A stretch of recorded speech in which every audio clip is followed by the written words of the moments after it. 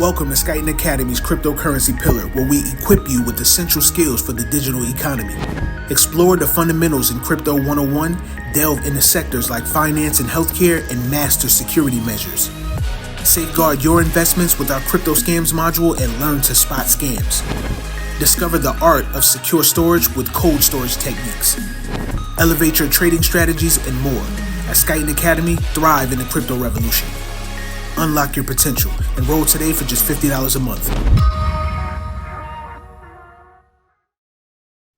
What's going on, ladies and gents? We back at you guys again with another incredible episode of Dot Connect Wednesdays, episode 61.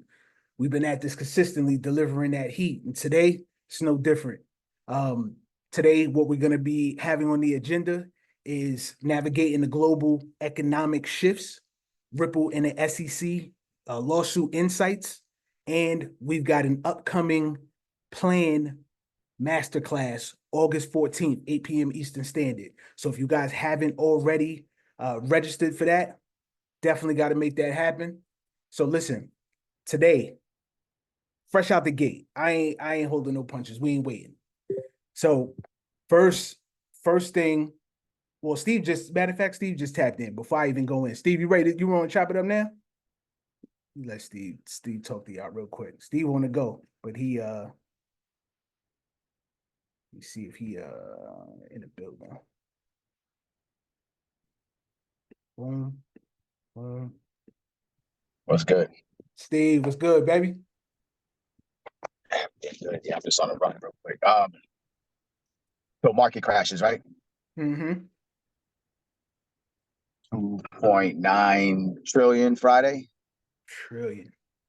And then another couple trillion more on Monday, right? So we always told you guys, Fridays are always going to be the day of the week that these guys decide to do whatever they do. So all crashes, all bank runs are always going to be on a Friday for the most part. Barring like some major war, that can happen at any time. But anything financial tends to happen on Fridays. Why? Because Saturday, Sunday markets are closed and you just got to figure it out. And then first thing they did Monday morning was they halted all trading. And this is like globally. It wasn't just the US companies. This was companies globally, because you figure that morning, if no one got out of those positions on Friday, that morning was another huge day of liquidity. So they pretty much stopped everybody from purchasing or selling in the market. So just showing you guys like what this financial system is really about. All right. So the reason behind the collapse the other day wasn't solely on the job report that came out. Right. So I just want you guys to understand that. The real reason behind why trillions of dollars pumped out of the market, you have to figure, where did the money come from, first of all, right? So Japan has been running at 0% interest on their loans. Okay, so they basically have no economy. You're getting free money out there. So what investors do is they run to those countries that have zero to little interest. They take that money, they bring it back to the States, they convert it, and then they start to invest in different asset classes. So it went into the NASDAQ, the S&P 500, cryptocurrency, you name it, right? Those vehicles are actually returning more than 0%, okay? But there's three things that need to happen in order for that play to continue to run right for investors. One, the Japanese yen cannot outperform the US dollar, which it wasn't when they got the money. Two, rates have to stay flat or even. So that means they can't raise the rates. And then the third one is going to be, what's the third one? Oh, the markets that they invested in have to increase in value. Makes sense, right? Right. So all three of those occurrences all shifted on them at the same time. So Japan announced a rate hike, went from 0 to 0.25, but it still matters. These guys are dealing in the trillions now, okay? And then the dollar started to decline against the Japanese yen. And they actually set that off by pulling the money out and bringing it back to Japan. You understand? So now you have a weaker dollar, which left the United States markets. And then you had it going back, converting back into the yen over in Japan, which then gave them more of the power back.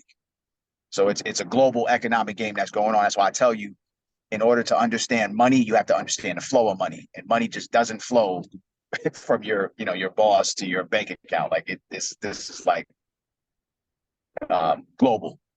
All right. So if you really want to be in any game, then you got to follow these do that money just in the stock market. They're borrowing from countries, bringing the money in and doing all sorts of stuff with it. So when those three occurrences happened, that money was no longer free to them.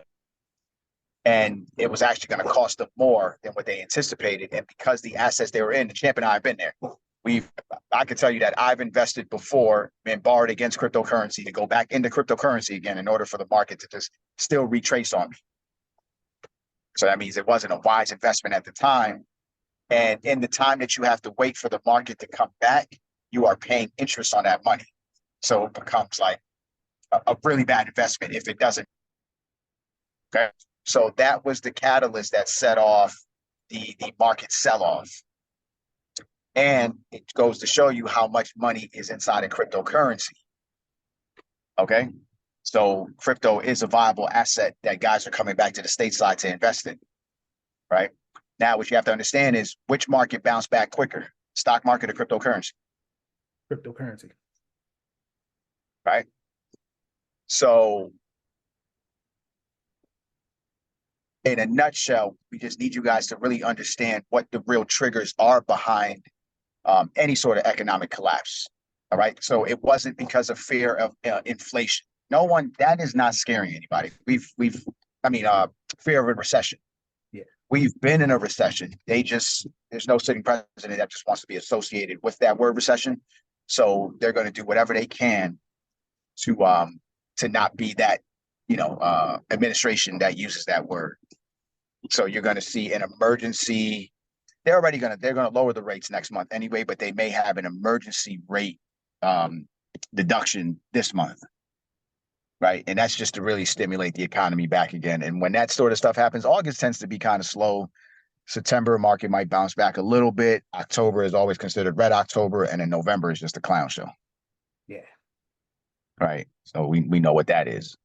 Yeah, just stay in pocket. Crypto was on sale. I'll be honest, I didn't buy anything. I'm kind of been doing this for 9 years now, so I'm over it. Meaning I'm just well positioned at this point. So yeah, nothing crazy. And that's it, guys. Japan is also considered the world economy at this point now. So if you know anything about cryptocurrency and what we've been telling you, Japan has already said, and Champ, just a perfect segue for you to just grab this and just manhandle it. I got you. Japan already said by 2025, every single bank in Japan is going to be using what? XRP. All right. So go ahead, have fun with it. I'll check you out in a minute. Let's go. My guy. Love you, brother. All right, love you too. Let's go.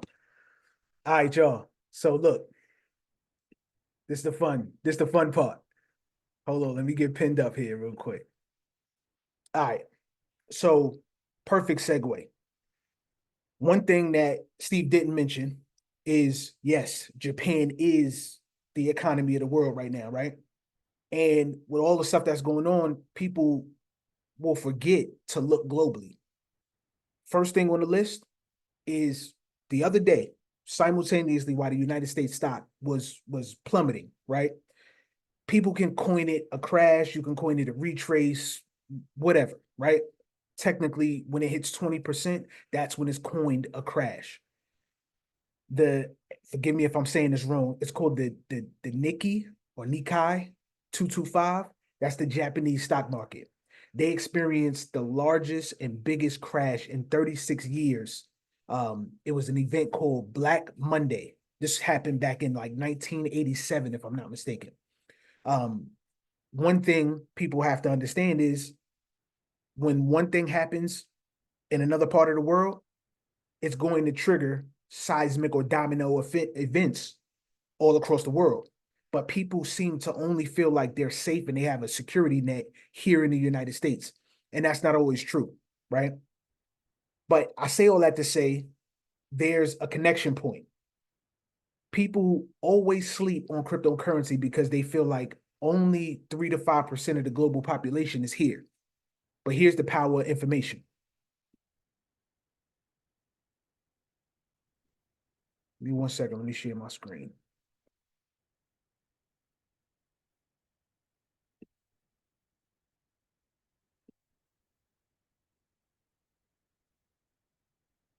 Walt, if you can see this, give me a thumbs up. All right, so on my Twitter, I posted this. And just so you guys can have validity to everything that I'm saying, this is proof.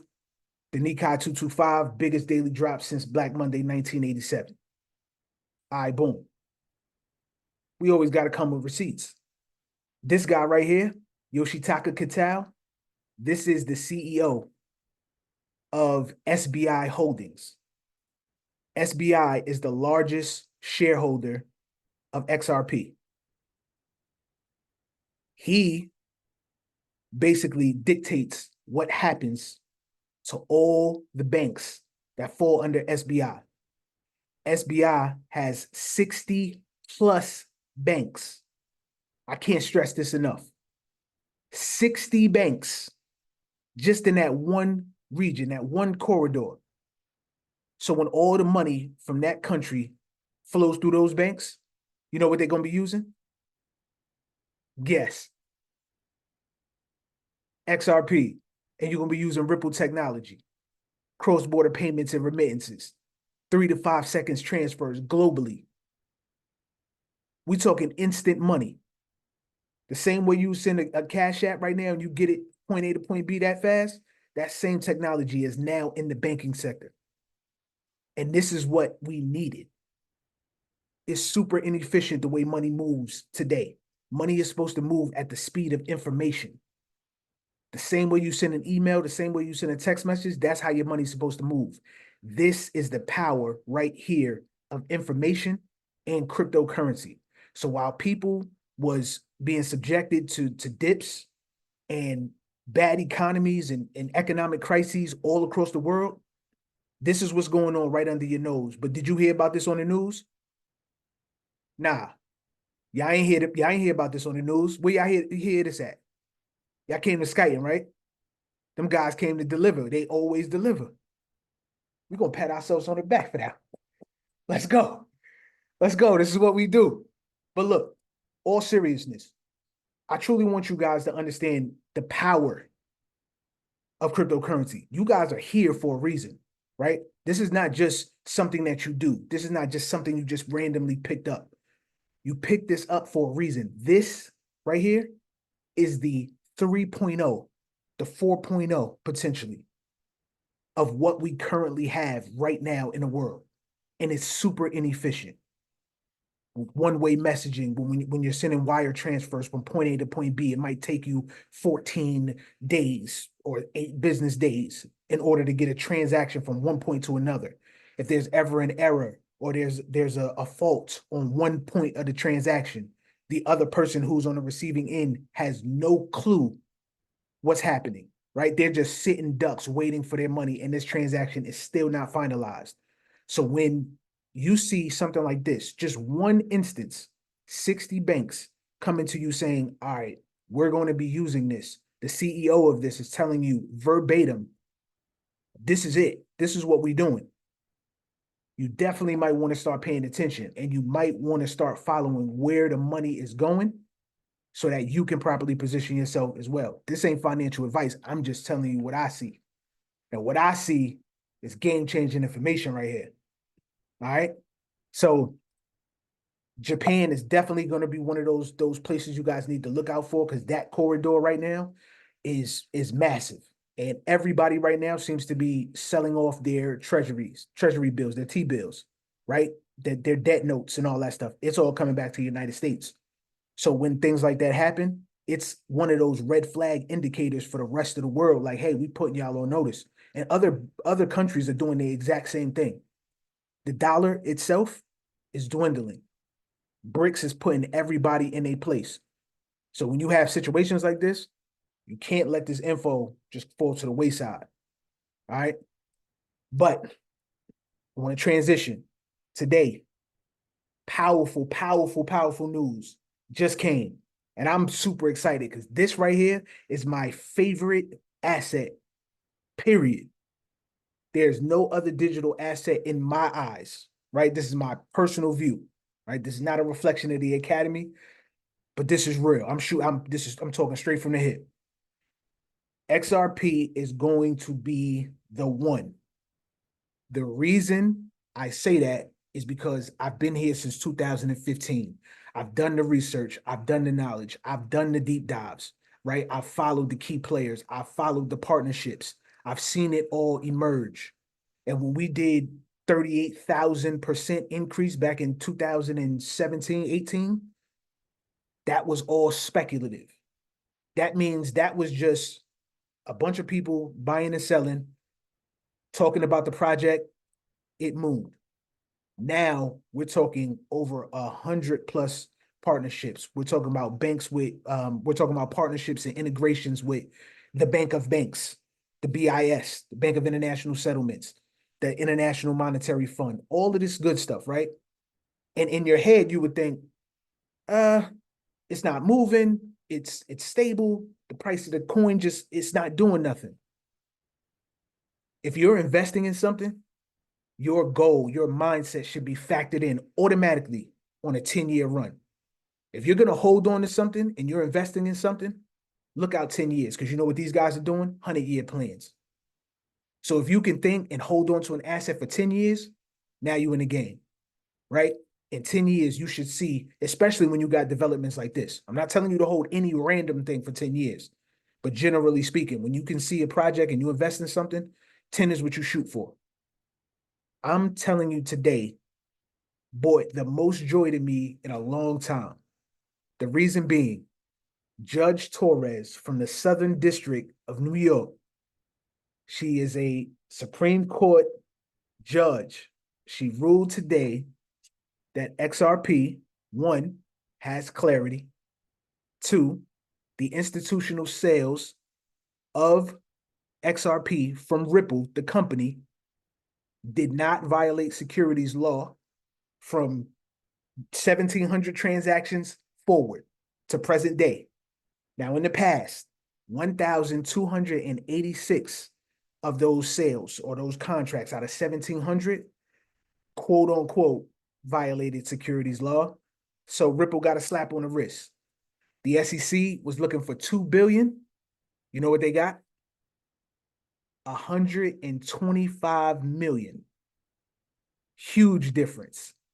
Huge difference. And of course, I'm coming with receipts. Give me 1 second. Let me pull up the actual ruling so y'all know what time it is. Because I ain't come to play today. Today ain't the day for play.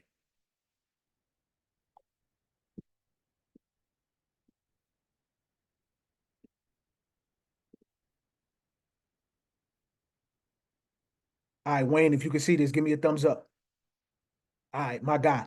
So everybody, what you're looking at right now is the actual motion for remedies that came out today, August 7th, 2024. This is hot off the press at about, I think it was maybe about 2, 3 o'clock in the afternoon.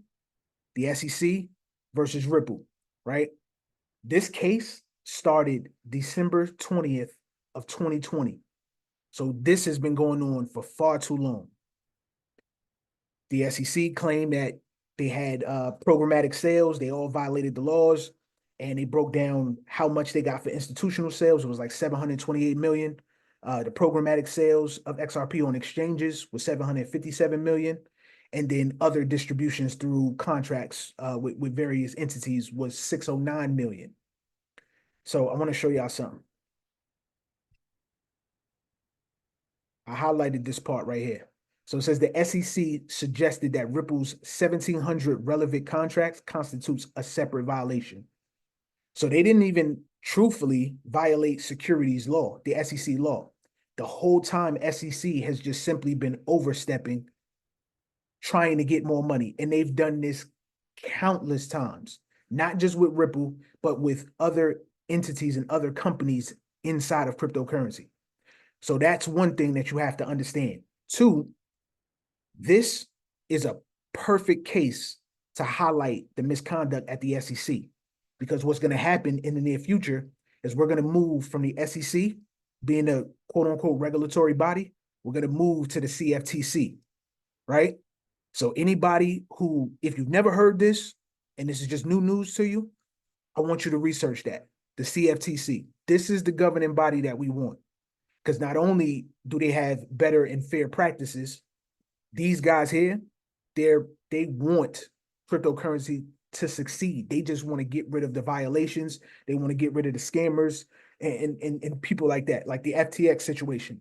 All they're trying to do basically is to ensure that companies like that don't come in here and thrive, right? The Celsiuses and other things like that. But that is definitely something that you guys need to research if you've never heard of it. Even if you have, you might want to get familiar again with the CFTC because these guys are here to stay, right? That's going to be the body that we want in the space, and that's what's going to bring us into this new administration politically, and we're definitely going to get to where we need to. The innovation is going to continue, and you can hear it right now. The political contenders, they are moving towards cryptocurrency because they know the United States is lagging. We're far behind with other countries, and that can't happen. All right. But back to this case. So the court, Judge Torres, they said that they did their own independent analysis on Ripple's expert report that they provided. And they basically was like, this is what we're going to do. We have 3 tiers, tier 1, 2, and 3, that we can penalize you for. Tier 1 is basically like a slap in the wrist because you didn't harm anybody. There was no victims.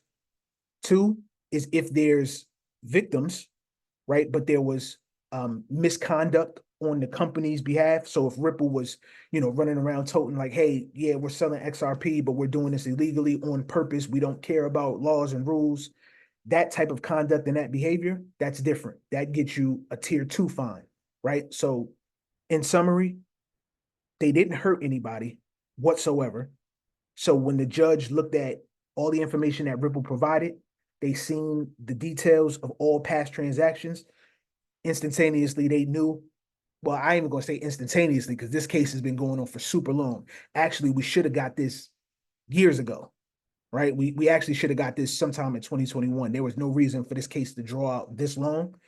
But in my honest opinion, I felt like they just needed to drag Ripple and slow down the progress of XRP and what it was doing so that all the other banks, everybody can get in position, everybody had their holdings, and the company could develop and continue to do what they've been doing, right, under the radar.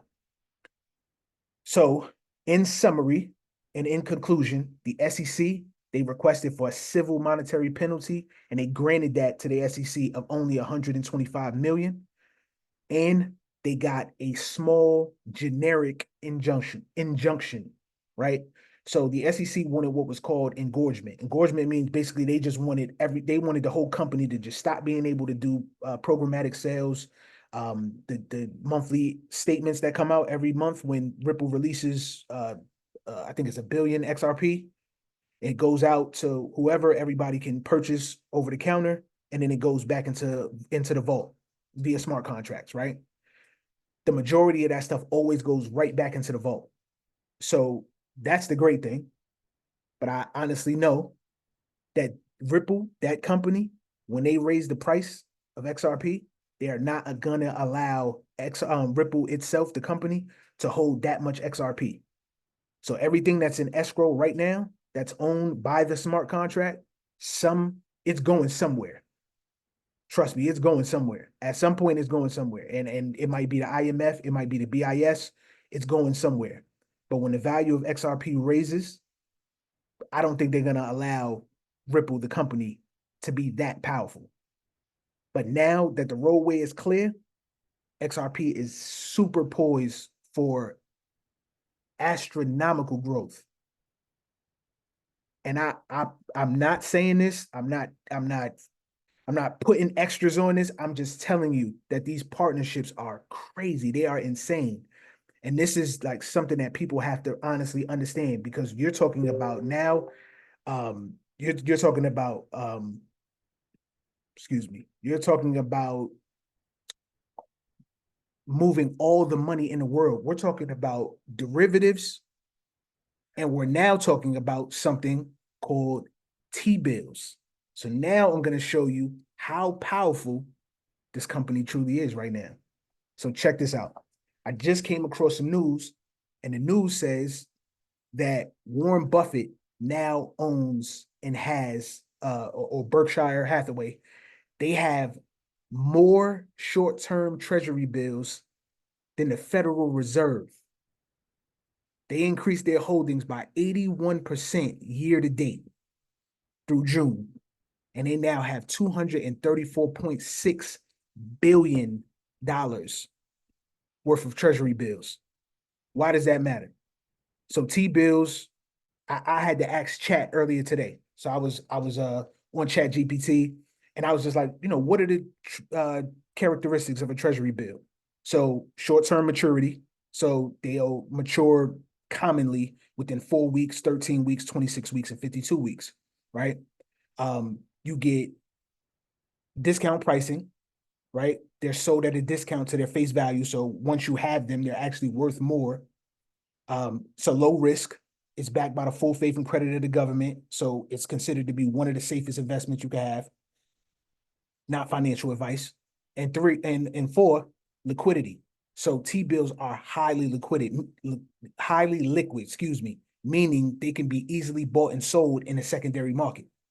So in these times when things are turbulent, you see the stock market taking these big dips, and it wasn't just here in the United States. This was a global phenomenon that was happening simultaneously. People want to preserve their capital. They want to maintain liquidity to have money on hand or have assets that are easily convertible. You want safety and security and predictable returns, right? You can almost predict that once you have T-bills, especially at that quantity, that you can easily convert them and have money on hand. On top of that, we know Warren Buffett just offloaded 50% of his Apple shares. So what is going on? What is happening? When you think about that, Apple is the #1 producer of cell phones right now. They got the hottest phone on the market right now. Everybody wants an iPhone. What do you think he's preparing for? Blood in the streets. The quote is, when it's blood in the streets, you buy the dip. You buy the blood, even if it's your own. That was the quote. Let me show you what is actually happening in the background to connect you to why I even mentioned treasury bills. This is when it gets wild. This is what Connect Wednesdays is about. So boom. Open Eden is a company, right? They just launched tokenized T-bills on the XRP ledger. Y'all see where I'm going with this? Am I hyping y'all or am I bugging? The last time I checked, this is what I'm seeing. I'm really seeing this. So one, not only is Ripple the top tier asset, right? It's going to cover all sorts of things. Not only is it going to cover the way we move money, the world is trying to do CBDCs. So you have various pilots that's going on around the world with different countries. They need a country agnostic coin and a ledger to be able to transact. So right now, if you're putting T-bills on the ledger, how important is that? How important is that? Right? You're putting assets on a ledger and you're bringing traditional finance in a decentralized manner. This is all happening right now. And people don't truly understand how massive these opportunities are. So I say all that to say, right? Not only is the court case finished, it's done. At this point, it's officially done. Two, you now have an asset that is now bringing traditional assets, traditional finance, these old products, they're now being updated, upgraded, and they're now going to happen, and you're going to be able to do so much stuff in the form of cryptocurrency and digital assets. And might I mention, XRP is the only asset right now with regulatory clarity. It's just wild. This is mind-blowing. So I just want y'all to understand that this is in no way FOMO. right?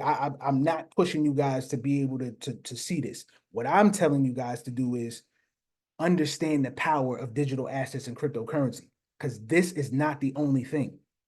There was just something else that came across the ether, right? I was going to cover this last week. So there was 42 million car titles that were put on the blockchain in the state of California. And the reason being was to quote unquote fight fraud. So Cali's Department of Motor Vehicles, they digitized 42 million car titles and they put it on a particular blockchain, right? Through this project. It was through a tech company called Oxhead Alpha. They put it on the Avalanche blockchain. When I say the transition is happening in your faces, come on, man. This is wild. This is wild. Blockchain technology, distributed ledger technology, artificial intelligence. These are all the things that we serve to you guys on a platter. And it's happening in your faces. So when you're not seeing this stuff on major news outlets, it's all right, because y'all know where to come to get it. Y'all know exactly where to come to get it. Y'all hear me out there? I don't know if y'all with me out there. Drop a one in the chat. I just need to make sure y'all actually hearing what I'm saying right now. I bet.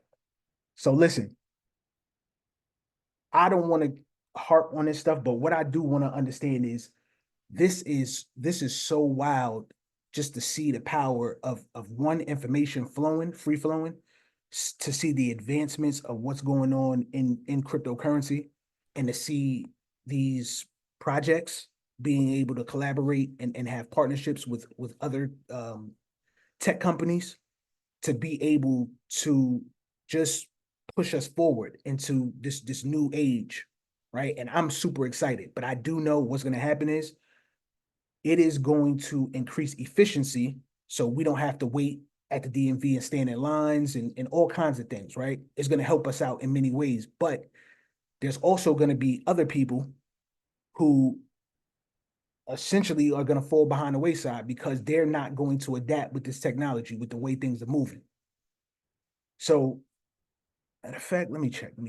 See if my guy's in the building still. Storm, I'm gonna bring some energy in here because I don't. Storm, Rodrin, Wagwan Star, what you done know? what's the word, man? How you feeling, man? I'm good, man. I'm incredible. Listen, something I heard from a family member, right? There was Uh-huh. just an event that you had. It was a wealth conference. And they was like, yo, listen, it was a guy, he was from Brooklyn. He came in, he hit the stage, destroyed it. I mean, he shut it down. He shot from the hip. He was real. He was authentic. And he mentioned cryptocurrency. And I said, I know who this is. And I kind of kept it dry. He sent me photos, right, from the event. I said, Right. Storm. He was like, yo, y'all definitely need to link up with Storm. I said, that's family. That's home team right there. I said, you know So, what? We gonna put something together right now. Let's put something together. Let's bring Storm in. Let's give him some energy. Let him talk his talk. Because I don't think they understand how powerful you are right now. You know what I mean? And how the synergy is forming right now. man, don't be putting that much pressure on me. Wayne, you see what he doing to me, Joe? Joe, you see he talking? He putting a lot of pressure on me right now. I'm like, damn. But Come on, you the GOAT, man. You one of the GOATs. Let's go. Let's go. as I mentioned before, when we was offline, like when you speak in your passion, you don't need practice. You got purpose and you got passion. Like I just tell cats, turn the lights on, turn the mic on, and just let me go. So I just want to talk to my people about everything. Y'all hit me. It was like, yo, get on. So I'm like, I bet I'm here.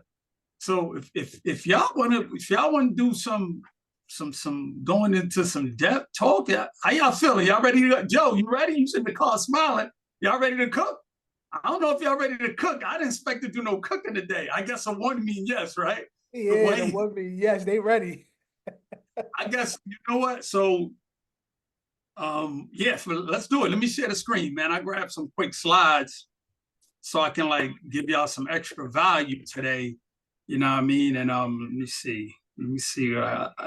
Yo, this was not planned. Y'all know that. I just want to let y'all know. It was like, Storm, just jump on, let's rock. I said, say less. Anytime I get up, talk to my people, I'm gonna do it. So you know what? Let me do this. Let me do it. Let me get this up and running. We're gonna share my screen. Absolutely. While you just take a second. I'll get something out to them real quick. Yes, let's do it then. Yeah, no, I got you. You go ahead and prepare. I'll put out. You still gonna stay up? You know what I mean? I got you live on deck. But Sir. so what I need everybody here to do, if you guys have, we've got an upcoming masterclass that I've mentioned to you guys. It is August 14th, 2024, 8 p.m. Eastern Standard Time. If you guys have not already signed up and you have not secured your seat, what I need you to do is ensure that that happens expeditiously. Everybody who was on this call, right, that is a member of Skyton Academy, you guys have already received the email that contains all this information. What I want you guys to do is send that link to 5 of your closest friends and family members. I need you guys to tell a friend, to tell a friend, to tell a friend. This is not something you can miss out on. We don't want you catching a replay. We want you in the building live while we cook and we deliver. One, because the most important thing I gotta say to you guys, I have to stress this to you guys, is these times of economic uncertainty are not for play. This is not the time to BS.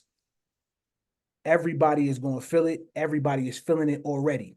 You're seeing what's happening with banks. Banks are collapsing. People are revolting. They're out in the streets. They're going crazy right now. You feeling it. 4x of what you spent just 2 years ago at the grocery stores, the pump, everywhere. You all feeling it. This is hitting everybody's pockets. And it's not looking like it's getting any better. It's only going to continue to get worse, right? They are purposely killing this dollar. The economy has to crumble in order for the new financial system to come about. So in the meantime, anybody who is vulnerable and you're not prepared for what's to come, you must take action. You must get this information. You must be surrounded by people who is going to lead you properly. So I need every single person in the building, seat secured. I'm going to drop the link inside the chat for you guys as well. All right. Let's do it. All right, I'm gonna share my screen. Let me know when it's up on. Y'all can see it. Bet. Yep, you good. I bet. Now, I don't want anyone to look at the title and say this is going to be a conversation based on real estate, right? What I want you to understand is real estate isn't the tool that it used to be. If we notice, and I want y'all to think about this, all the real estate influencers online have all basically disappeared and got quiet. Where's all the real estate influencers who should tell you about all the plays you can run?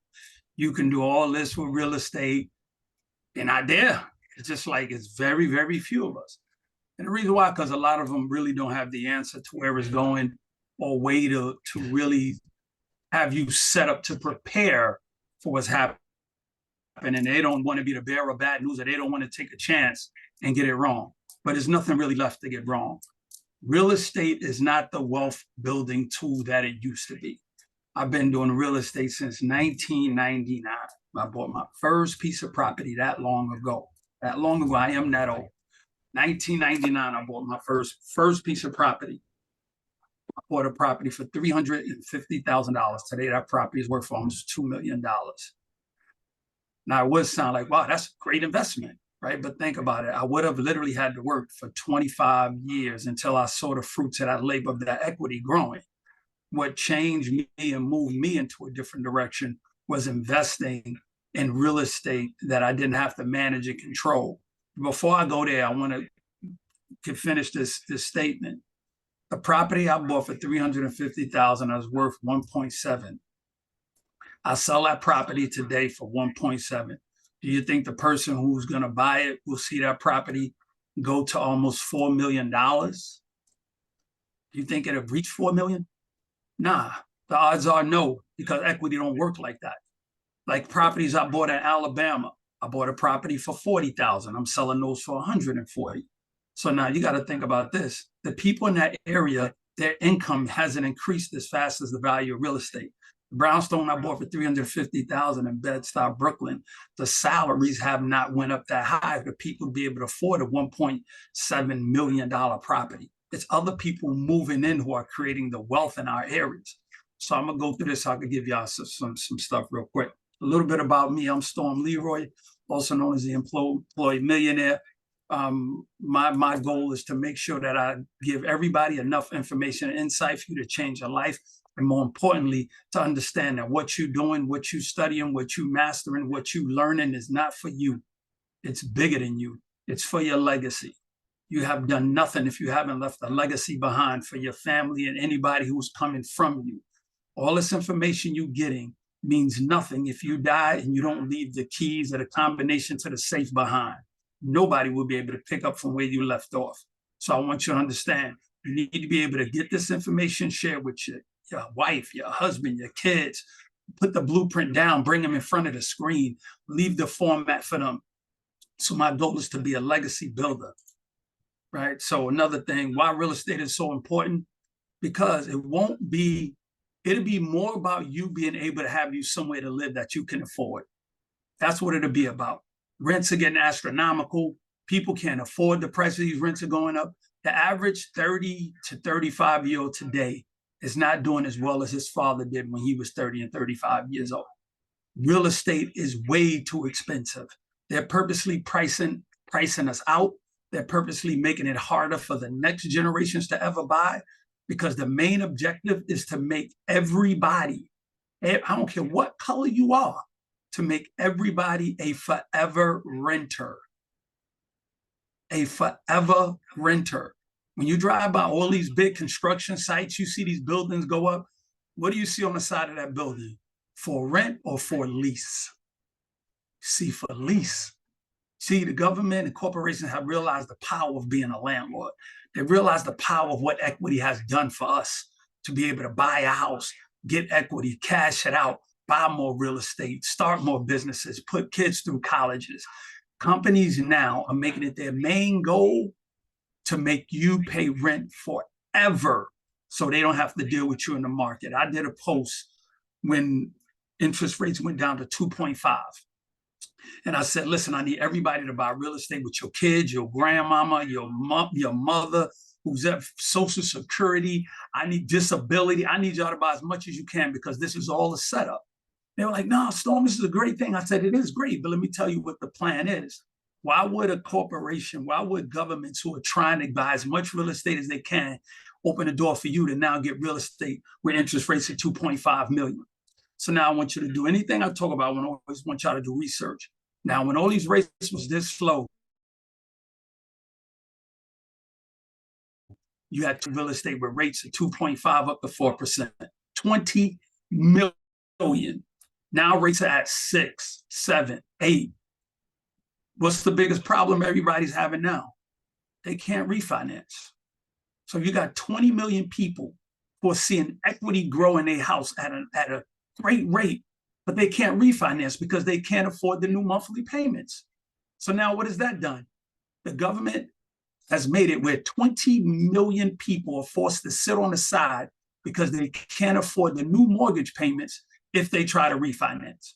And if you think about doing a HELOC, you're putting yourself in the same situation, because it's the same thing. So they knew exactly what they were doing now.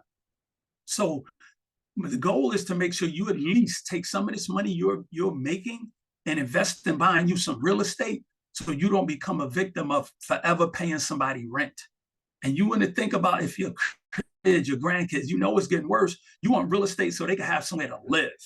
Because you think homelessness in LA and Atlanta and Oakland and San Francisco and Brooklyn and Arizona and Texas, you think homeless is insane now.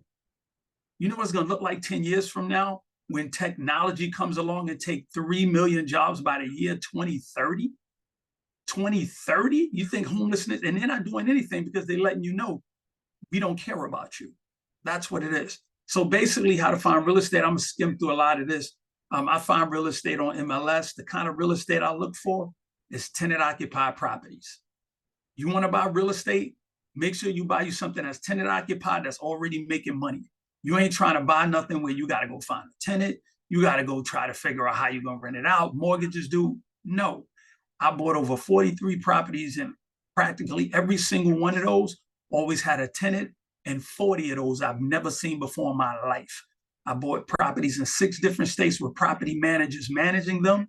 I took $8,000 of my salary to buy my first property in Indianapolis. And I want you to realize something. Your job is your first business partner. Don't hate your job.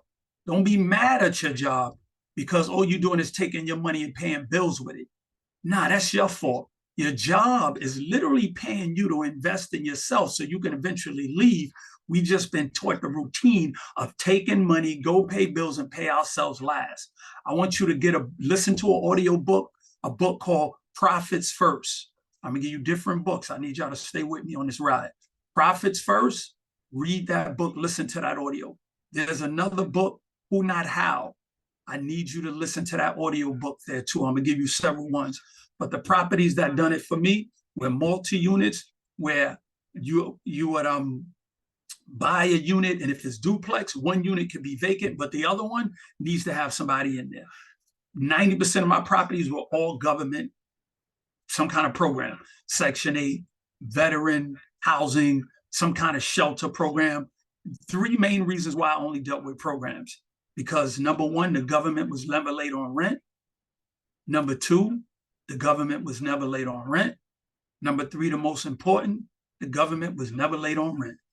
When COVID hit, I had all my friends who were doing real estate. Oh man, Anna, I'm not getting my rent. Money is messed up. I was telling them I can't relate, y'all, because the government's still giving me my bread. I never wanted to rely on tenants to pay me rent. And when I started getting into renting to some tenants, which was just last year, that was the biggest loss in rents I ever did. So I will never, I won't say never, but I will stay away from ever renting to regular tenants. And I'm going to tell you why. In the near future, people with jobs will not be the most desired tenants. Because when you have 3 million people who's expected to lose their jobs, the government will need housing for all of these 3 million people who are now going to be on some kind of program. Now, think about this. The government's going to create a program because they need to house these people and pay their rent. It'll be a new version of Section 8. Who just went around buying all these houses? You had the BlackRock, you had these other companies. They're not buying houses to deal with tenants and go to court. You think they bought $100,000, 100,000 homes so they can go to court and deal with tenants? They bought it because they know what's coming. And now when the government says we need 200,000-300,000 homes, the government is going to go to them. They're going to get guaranteed rent. They're going to now make millions of dollars every single month because they're investing in the future. They're not buying all these houses to put out rental applications. So this is what I'm telling you. The government is going to be forced to start paying more money for programs, and people with jobs who have really been screwing over landlords. If the rent's $1,500, the program comes along and say, we're going to give you $2,000. Who do you think the landlord's going to go with? He's going to take that extra $500 and place them. So I want you to understand something. Get you some real estate just so you can have a place to live, so you don't get caught up and now trying to figure out how you're going to keep paying for rent, and all your cash flow you're making in crypto and other investments is going out the door paying somebody else. That's why it's important just to have you some real estate. Even if you're not trying to build a portfolio, have you some real estate. So let me give you some more. Here's the government programs I mentioned: Section 8, veteran, homeless, transitional housing. immigrant housing, which is some of the biggest programs out right now, housing for immigrants. So the thought process where people say, well, where am I going to get money from if I want to start buying me some real estate? Okay, it's easy. Your job. That's the first place. I need y'all to do something for me. Everybody on here, I see my partner in the truck driving. I need y'all to understand something. Hold on, before I even go any further, I need everybody in here.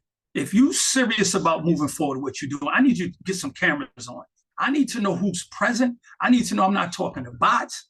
I need to share something. When you are in a movement of people who are here to help change your life and you got a tight circle like this, I need to be able to see your face. They need to be able to see your face so we can know each other in the street, or when we in a community, we all get together, be like, yo, that's Ralph. What up, Ralph? Oh, what's up, Mia? What's going on, family? Oh, what's up, Zoe? How you feeling? That's what it's about. You feel me, Emily? Emery, that's what I'm talking about. Edmund, SC, Random. We got to do more. We got to do more than what we're doing, y'all. Like, I need to understand. We are at the breaking point. We're at the last phase of building wealth. We're in the last position where they trying to keep, not trying, they want to push our face further into the dirt and give us nothing. And we still doing the minimum.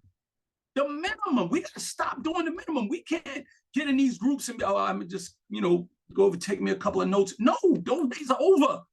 Those days are over. I'll push to my community, and anywhere I go, you're going to realize one thing while I'm here. I'm talking to you with a sense of urgency. You know why? Because we've been pacified too much.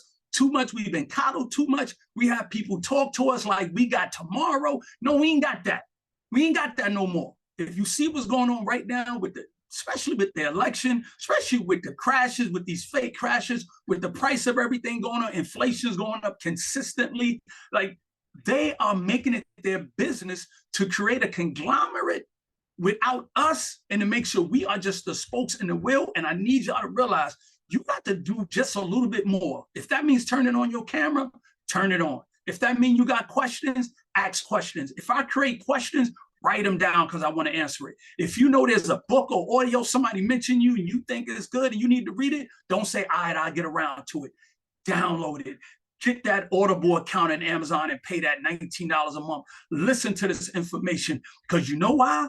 They are shutting down us providing y'all with education on social media by the droves. When I started doing this influencer space, when the COVID hit and everybody was doing their thing, we was on live and Instagram 2, 3 in the morning. We had thousands of people that was letting us teach. Now we turn on and try to talk about education, 15 people, 20 people.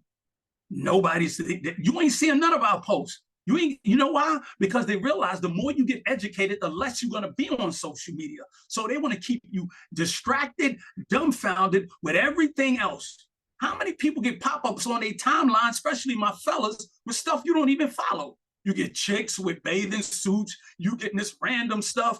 Even women, stuff y'all getting on there that you don't even follow. You get a bombardment of cat videos, food videos. You know why? To distract you, to get you so tired that you go, I'm just going to turn it off. Remember, y'all, you can no longer be the second first in your family, in your generation. You got to be the first. You got to be the one to say, you know what? If I don't do it, it ain't going to be done. It can't be, no, you go first. I go second. You go first. No more second first. All right. So I need y'all front and center. Ruth, I see you. I need everybody front and center to realize where you at now is pivotal. All right, so y'all got to forgive me. I kind of get into a tangent sometimes because I know the importance of where we're at. I need you to understand, you saving some of your money, which is the hardest thing for us to do because of what's happening with inflation and with price of everything. So I'm going to combat that in a minute. But just think about if you're able to have one check a month. $100 a week. People say $100 a week. Oh man, that's not going to get it done. Oh yes, it will, because if you do $100 a week, 52 weeks in a year, that's $5,200. But guess what? Some of the biggest money we all run through, our tax return. We get our tax return and we ball the fuck out. We want to go on a trip. We want to buy a car. We act like they gave us free money. Don't you know that's your money they were holding at a bad interest rate, and you getting a terrible return on your money, Yvonne, when they're giving you that tax return money back? Take your tax return, take that money, and now start investors. But the biggest way you're going to get this done is in a community, y'all, by doing group investing. My community is all about group investing. We bought a $2.5 million unit in Long Beach, California, 13 units, the whole building, nothing but government programs. Last year, we did over $4.6 million in buying real estate together. You know why? Because we get a bigger portfolio of real estate properties together.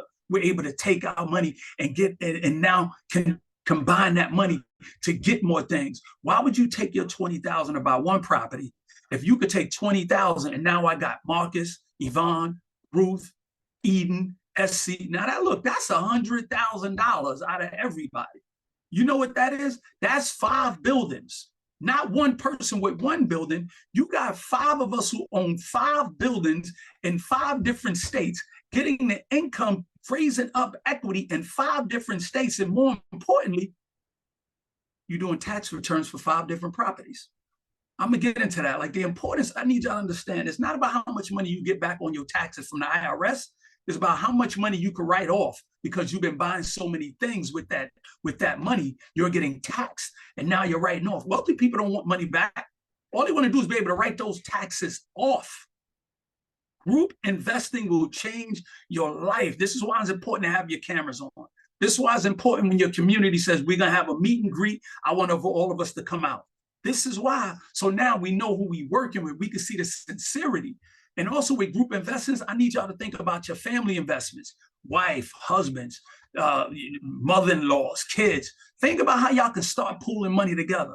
Don't be in such a rush to kick your kid out the house. Now he go get a place with 3 or 4 roommates, all of them taking their salary to pay somebody's mortgage and pay rent, when you could have kept them in the house with y'all, and now y'all could have bought a property together, even though y'all hate each other. Give them their own space. Here's your side of the house. Here's your room, but you ain't leaving this house until you own a house. You know how many other cultures do that? We don't. And you know why? It ain't our fault, because we were taught to hate a person who has the same hue as you and not to trust them. See, we were taught that. But guess what we're going to do? Learn to break that through group economics. Now create small groups, portfolio growth, which I mentioned. You buying bigger units when you start doing that. So I need you to understand the value and the power of group economics. I'm gonna give y'all an example of how group economics can work in every facet. Number 1, here's how you do a group economic deal right here. You have one person who's on the acquisition. I'm gonna say Marcus is the main person who's gonna have the LLC to buy the property. We're all gonna be in this as a group. Marcus, though, has the best credit, so he can get the best rate, so his LLC is gonna acquire the property. He gets the LLC. At the same time, what we do, as the rest of us are partners with him, Eden, Yvonne, T, we all partners, we all gonna sign an investment agreement and an operating agreement with his LLC acquisition. But at the same time, we're gonna have a partnership LLC with all of our names on it. So remember, Marcus bought that, he's buying it in the acquisition now, only because his credit is good and he's gonna get a better rate. But we have a contract agreement with his acquisition, because let's say, unfortunately, he passed away before we're able to put that into our partnership. Well, we still got control of that because we got to operate an agreement, and we still have an investment agreement with the acquisition. So now we got the partnership holding waiting for us. The property gets acquired.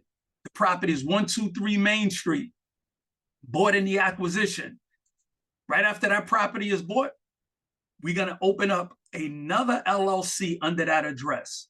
123 Main Street LLC.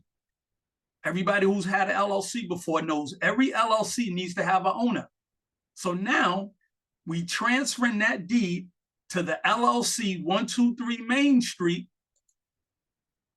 Who's going to be the owner of that deed?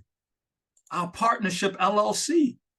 So that's how we all gain ownership as partners. Simple structure. Each partner LLC will now be owners of the holding LLC. See, this is the paperwork where people don't do. When you hear about, I tried to invest with somebody and they jerk me and my money. You hear about the C's and Envy. You hear about the thing in Atlanta. You know why? Because they gave somebody money. That's all they did. Gave somebody money, but now it puts a bad image on group investing when nobody had paperwork. All you hear about is, I gave him money, he gave me a receipt. No, that's the problem. You have lawyers. In my community, we have real estate lawyers, we have a corporate attorney. This is what we do because I'm teaching you how to be a smart investor. That's what I want to teach you, because everything you learning now is for you to be able to give your children, so now they can mimic. They can, let me slow that down, so they can mimic everything you're doing.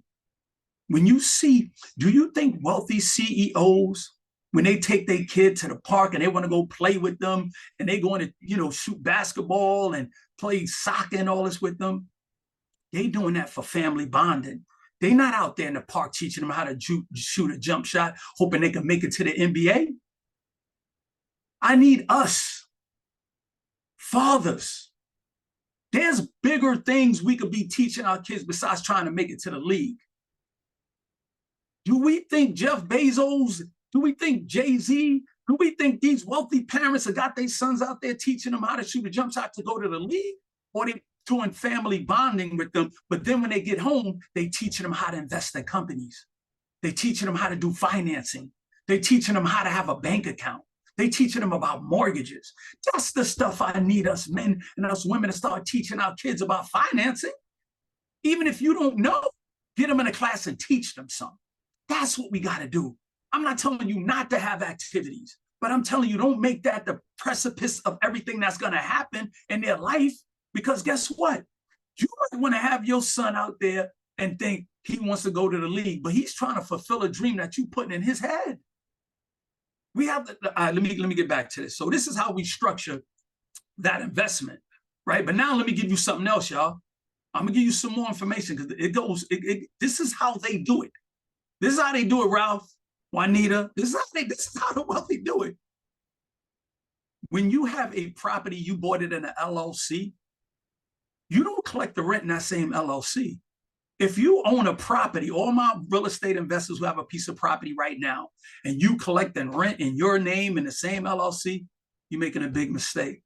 What you need to do is create you a separate property management LLC. You have another LLC as a property manager. You know why? Because you need to get paid and treated as one.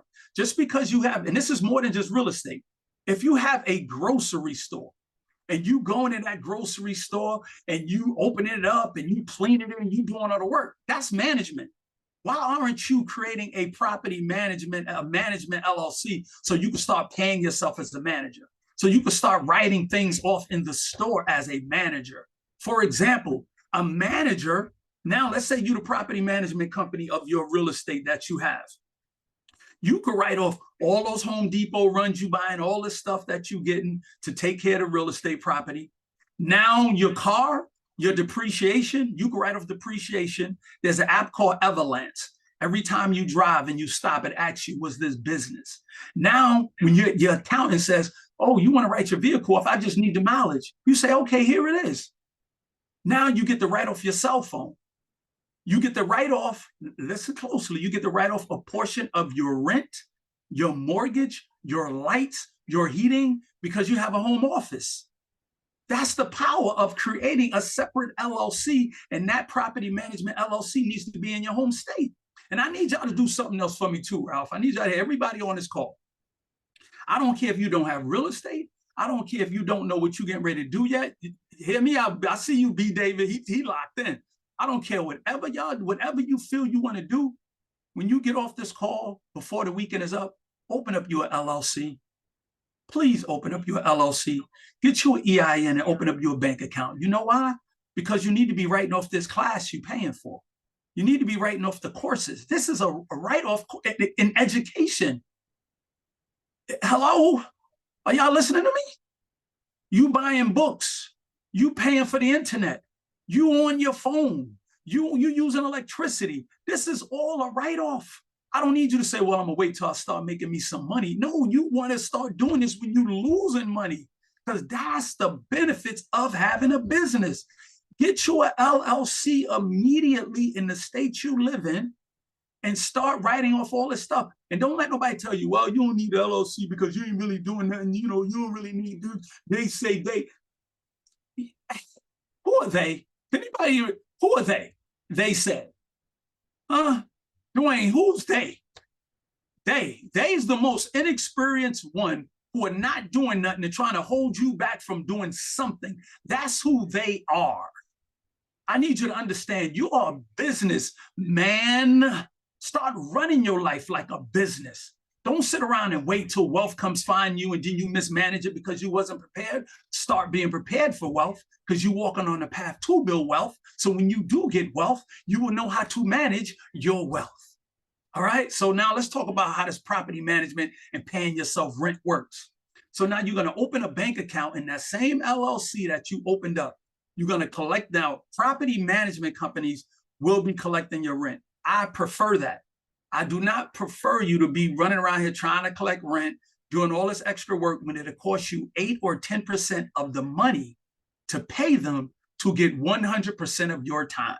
Did y'all hear me? You get 100% of your time if you give them 8% to manage your property. And now you could go on and do more things. You could go on and finish these audio books. You could go on and take some classes. You could go on and do more things with it. But now you're not running around scrambling. So property management company collect the rent.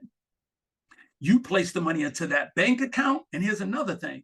If you have properties in all these different states like me, people ask, well, you pay taxes in all those states? No. You know why? Because my property management collects that money in that state for me. Then they transfer that money into my bank account. And I just pay a business privilege tax in those states, which could range anywhere from $150 to $300. So I could get $10,000 worth of rent. Guess how much I'm paying? Business privilege taxes, because I'm not collecting the money directly. The property management company is collecting it. They're sending me the money to my accounts. That's the powerful way of, this is the powerful structure that I'm giving y'all. So now the rent's been collected. You put it into your bank accounts. So now you got to pay out the partners, right? So now this is how you pay the partners. Simple. Direct Zelle right into their bank accounts. And every partner who's in this program, inside this partnership, you need to have a property management LLC collecting your rent separately from the one that's on the house, because you want to do the same thing. You want to write off a home office. Everybody, listen, tell your accountant you have an LLC. You want to write off your home office. All they need to know is how much square footage you're using in that house for your home office, and that's how much they can use to write off the benefits. You don't need a separate room. You don't need a whole office. You just need some space, square footage to give them. And don't believe the theory that, oh, you can't. Yes, you can. All right. So now this is how you pay your partners in that bank account. Also, the mortgage will be paid from that same property that we just invested in as a group. And now we're not doing the work. Here's right here is an example of an investor's agreement my lawyers drew up. I provide this document. I give it to everybody as an example for you to look at, for you to read, for you to have when you want to do your investments as a group. You can have an attorney look it over and you can use it. Here's the operating agreement I had my attorneys draw up. I use for me and my community. You guys, I'm going to give you this too. So you can have it to look it over, and that's going to be included. But here's one of the main reasons which I went over why you need a property management. Taxes, taxes, taxes. I already showed you the dynamics of how you have these LLCs and now you paying off all this stuff and you writing off all this, you're writing off the cell phone, rents, gas, light, all this. But here's something else I want to tell y'all. And I think I got a little time with y'all, so I'm not going to rush and talk too fast, right? Y'all can spend some time with me this evening, right? Is that okay if I slow down and give y'all some more information? Is that okay? That's cool? All right, cool. All right, we good. Let's do it. So hear me out. I want y'all to understand the power of being able to have your LLC that you open, writing off all of those things, and also to be able to pay your child through that LLC. Now in New York, you're able to pay your child up to, I think, $12,000 a year for working for your LLC. And when I say working for your LLC, I'm talking about doing chores around the house. They could clean your office, which is part of your house because it's in your home. That's chores. They could do your social media. They could take pictures. They could do posting. You start paying them to do whatever it is. Now they're on payroll. You pay them $12,000. So you know what that means? That's $12,000 less that you're claiming. Come on now, I got to finish the sentence. $12,000 less that you're claiming on income for your taxes. Now that $12,000 just went to your child. So now you're not giving them all of this $12,000. Let's be realistic. But what you're going to do is you're going to take at least $400 a month of that and you're going to of that money you're paying them. You're going to open up a Roth IRA in their name, but you're going to open it up. You're going to put that money into a Roth for them consistently over and over and over again. Once they reach, I think, 17 to 18, now they take over the Roth. Now they get a job or whatever. They keep contributing to that Roth. By the age 55, they keep maxing it out. By the time they get around 55 years old, they easily have over $1 million in that account. $1 million from you opening up an account when they were young, working for your LLC. But that's not the fly part, though. Come on now. You know there got to be a fly part to this whole thing. I'm telling you. Barbara, Juanita, you know what the fly part is, Ruth? Miss Yvonne?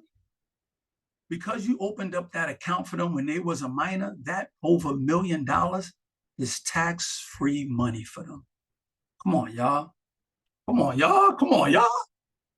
That's the power of opening up a Roth by having your child work for your LLC, because that money cannot be taxed. It's little things like that. You building up a retirement account for your child to build wealth that they will, you know what? Let me keep going because I'm gonna harp on that one. But let me give you some more information. So now, once you do that and build that retirement account for them and they take that money, all right, let me not go too fast. I got something else I want to share with y'all. Let me go to the next slide. I don't want to get ahead of myself. Now, what I just went through with y'all was an acquisition, holding, and property management scenario. The acquisition, when Marcus bought the property, the holding, when we all partnered and got on that holding using our own, and then the partnership LLC to pay the rent, and we all got paid. That's a structure I have called the 3 must-have LLCs, right? So now, the future. I want to give y'all my look into the future of where things are going. It's quite, you know, the gentlemen here, they've been talking about it. 3 million jobs expected to be lost to AI. Easy. And that's a very possible number within the next 6 years. I want y'all to think about this. You wake up one morning and Amazon says we're laying off 50% of our workforce. Who do you think that's going to impact? That's going to impact us, a lot of our community, a lot of our people work in these factories. I want you to think about the Wegmans, Trader Joe's, Publix. I want you to think about all those cashier jobs. I want you to think about the factory jobs. I want you to think about all of these positions gone. Gone. All of these people would now need to be on some kind of support system like we mentioned. And that's going to create that housing crisis that I talked about and they mention all the time, where now you're going to need to be able to house these people. Corporations has purchased over 200,000 homes within the last 5 years. 2 million baby boomers every year retire from jobs that their kids do not want to do. I left Verizon. You think my kids want to work Verizon? You think any kids want to work construction, garbage, police, sanitation, firemen, plumbing, electric? They don't want to do those jobs. And understand, I'm not knocking them. I'm not mad at them because they watch us become entrepreneurs and they watch the entrepreneur, boom happen. And now they have a different taste for success, but somebody has to do those jobs. And now those jobs are not getting filled. So most of these 2 million baby boomers, they're leaving the country with that money because you can't live here off of your retirement. 50% of your money is not going to cut it here. So they're moving. Costa Rica. I just came back from doing a 4-country run myself. 32 days. I was on 12 airplanes. I bought real estate in Thailand, Bali. I'm heading to Africa. I went to the Philippines. That's a big thing I'm teaching my community. Start investing internationally. Get your visas, your passports up. Start looking at, I forget the name, it's slipping me, but when it comes to me, I mention it. I need y'all to have your passport and visas ready so when they shut down the country, you're not trapped here, because it's going to happen. It's going to happen again. Don't think it's not going to happen. And ancestral visas, that's what it's called. Wherever your heritage is from, a lot of us from Africa, those parts of Africa will give you a visa based on your heritage. A lot of people from Dominican Republic, Puerto Rico, wherever you're from, get you a visa and get your kids set up so you can have an escape route, right? Many people have left the country.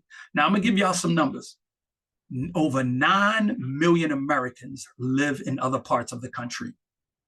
Did you think that number was that high? 9 million Americans live in other parts of the country. Within the last 5 years, 5 million Americans left the country. And that's the United States Department of State Department keeps track of that number. How do they keep track? Because absentee ballot votes. There's over 5 million people who send in absentee votes. So that's easy to track. 5 million. So you know what that means? America's going through a crisis. America's going through jobs not being filled. America's going through a depleted military. That's why they have proxy wars. America's going through a crisis where they need to bring in other people to do jobs that baby boomers are not doing. America's going through a lot. And you got to understand, we are last on this totem pole, y'all. So I need you to understand when I tell you that we are in the last phase of being able to build wealth, you're in the last position to be able to take $10,000 and become a millionaire if invested wisely. This is the last opportunity. Because when everything below XRP, crypto, when tech companies, when all these companies turn to $1 trillion companies and everything go boom, you're going to be too late. So you need to start investing in those things now. Even if you take 1,000 and say, I'm going to buy some of this. Even if you take 500 and say, I'm going to buy some of that. Even if you're preparing yourself, but don't wait and say, I'm going to see what's going to happen. Start thinking about the future. And when you start thinking about the future so far ahead that it scares you, you're on the right track. You're on the right track. Because believe me, they have planned out so many things for us that's so scary if we only knew. So you need to start thinking the same way. You need to start embracing the inevitable that the country, the social landscape, I'm sorry, they don't care about us, y'all. They don't. They don't. And we can't leave it into the hands of the younger generations now because they're built different. They built way different. We came from parents who went through struggles, who went through fighting and marching and making sure you got everything. But we handed down too much to our younger children now, those who have younger children and grandchildren, where now the device is their friend. They don't have the close connections of camaraderie. Like what we saw with George Floyd and things of that nature with the marches around the world, I'm sorry to tell y'all, in 10, 15 years, it's not going to exist. They're going to be doing virtual marches. They're going to put on a pair of goggles and say, I'll see you at the rally. I'm telling you, y'all, like it sounds crazy, right? But it's not. They're going to literally put on goggles to do marches. They're going to literally, it's already there. Most of us would not get into an autonomous driving car with nobody sitting in the damn driver's seat, but it's not for us. It's tested on us, but it's made for them. They already have Domino Pizza delivering pizzas in a car, baking the pizza so it gets to you hot. That's happening now. Google has a company called Woma now that's already have taxi driverless cars with nobody sitting in them. Look at those videos. Already testing them out on us, technology on us. Well, I'm going to give y'all just a little more information because I need to give you the value of the future, how much you need to understand. We can sit around and say, oh, I'm not going to do this. I'm not going to do that. I ain't never going to use this because it's not for you. And then I want you to think about this. Technology took a long time to grow. Those of you who remember went from 8 tracks, I'm old, 8 tracks to cassettes, vinyl, MP3s, streaming, everything sped up so fast. Now, everything is moving very quickly. There's no delay in the speed of technology. We went from having a wallet to all our information to a cell phone. We had a wallet in one hand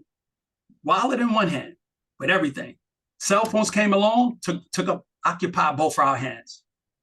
Our kids came along, now they got rid of the wallet. Now they just have the phone with their credit cards.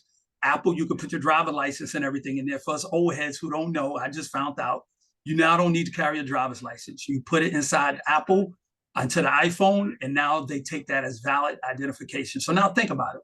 This generation, they back to the phone with one hand. They back to, only having one hand like how we did with a wallet. What do you think their children are going to come down to? No hands. Everything technology is going to be right here. See, when you start thinking about that evolution, you will start investing in that next thing and stop talking about how much is not for you, because we know it's not for us, but that don't mean you can't get rich off of the thing that's not for us. Don't get caught up in your ways and start thinking, I ain't never gonna. I want you to think about the person who's still sitting there with a closet full of CDs and DVDs and thinking they're worth money. I want you to think about how adamant they was. I ain't never selling my CDs. I ain't never getting rid of my DVDs. Well, you know what? God bless you.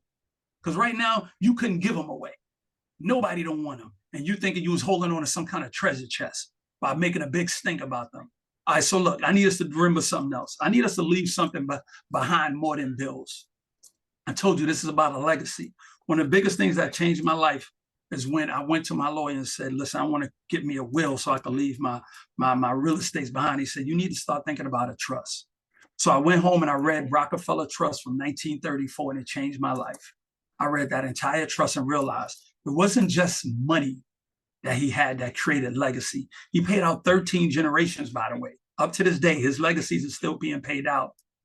What created that the living trust to create him to be able to be paying out that much wealth was life insurance. Life insurance, y'all. If you got cell phone insurance, car insurance, and you ain't got life insurance, I need you to reevaluate your whole purpose right now. I need you to really reevaluate everything you're doing. You need to have life insurance no matter what. And I'm not talking life insurance where you need the life insurance that's going to grow all this equity and value and you getting paid money.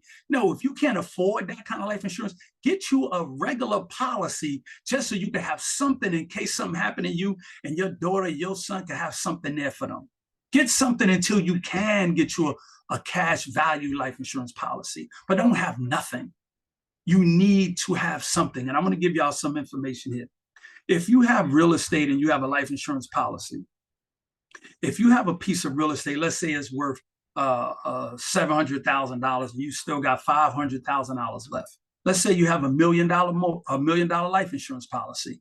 When you pass away, that $1 million policy, that half of that is going to have to go pay your house off. $500,000 gone to pay your house off. So now you're just leaving your family with $500,000. See, what I recommend you do is now you get you a regular term policy to pay for your mortgage, not to build wealth. Don't get it confused. I'm just giving you my structure I have. I have a regular $35 a month policy that will cover my mortgage so my life insurance policy money don't get eaten by the fact that I have a mortgage on my home. We don't think about those things like that. It's very important to think about that reality. So now let's talk about this, leaving some legacies. Let's talk about a legacy of a living trust. I need y'all to understand something now. You're going to own nothing and control everything, and you're going to love it. Do you think Jay-Z and Beyonce house is in their name? Do you think Jeff Bezos' house is in his name? Their cars is in their name? But we just so eager to sign on a dotted line somewhere because that's what we were taught. You know, my name ain't on it. My name, I got to put my name on it. I need my name because that's just the way we were taught. Now it's time for us to think differently, wealthy way of thinking. Here's a living trust, not a living trust per se, but this is some things you put in your living trust. You put your home, you can put a vehicle, you put mutual funds in there, you put personal properties in there, heirlooms, things of that nature. Your 401k needs to be in your living trust. Life insurance in a living trust, business interests. If you have partnerships with someone and you have me and you are partners, remember we partner with Marcus on buying that 20 unit, put your business interest in that living trust. So now if something happens, you get ownership. You have stocks, put that account, have it owned by your living trust. but I need y'all to remember something. We're in a new technology era right now. So there's certain things you're going to need to put in that living trust. Let me not give y'all this one just yet. There's certain things you're going to need to put in your living trust because of new eras, new age. You need to put your crypto accounts in your living trust because this is crypto. Put your crypto accounts in your living trust.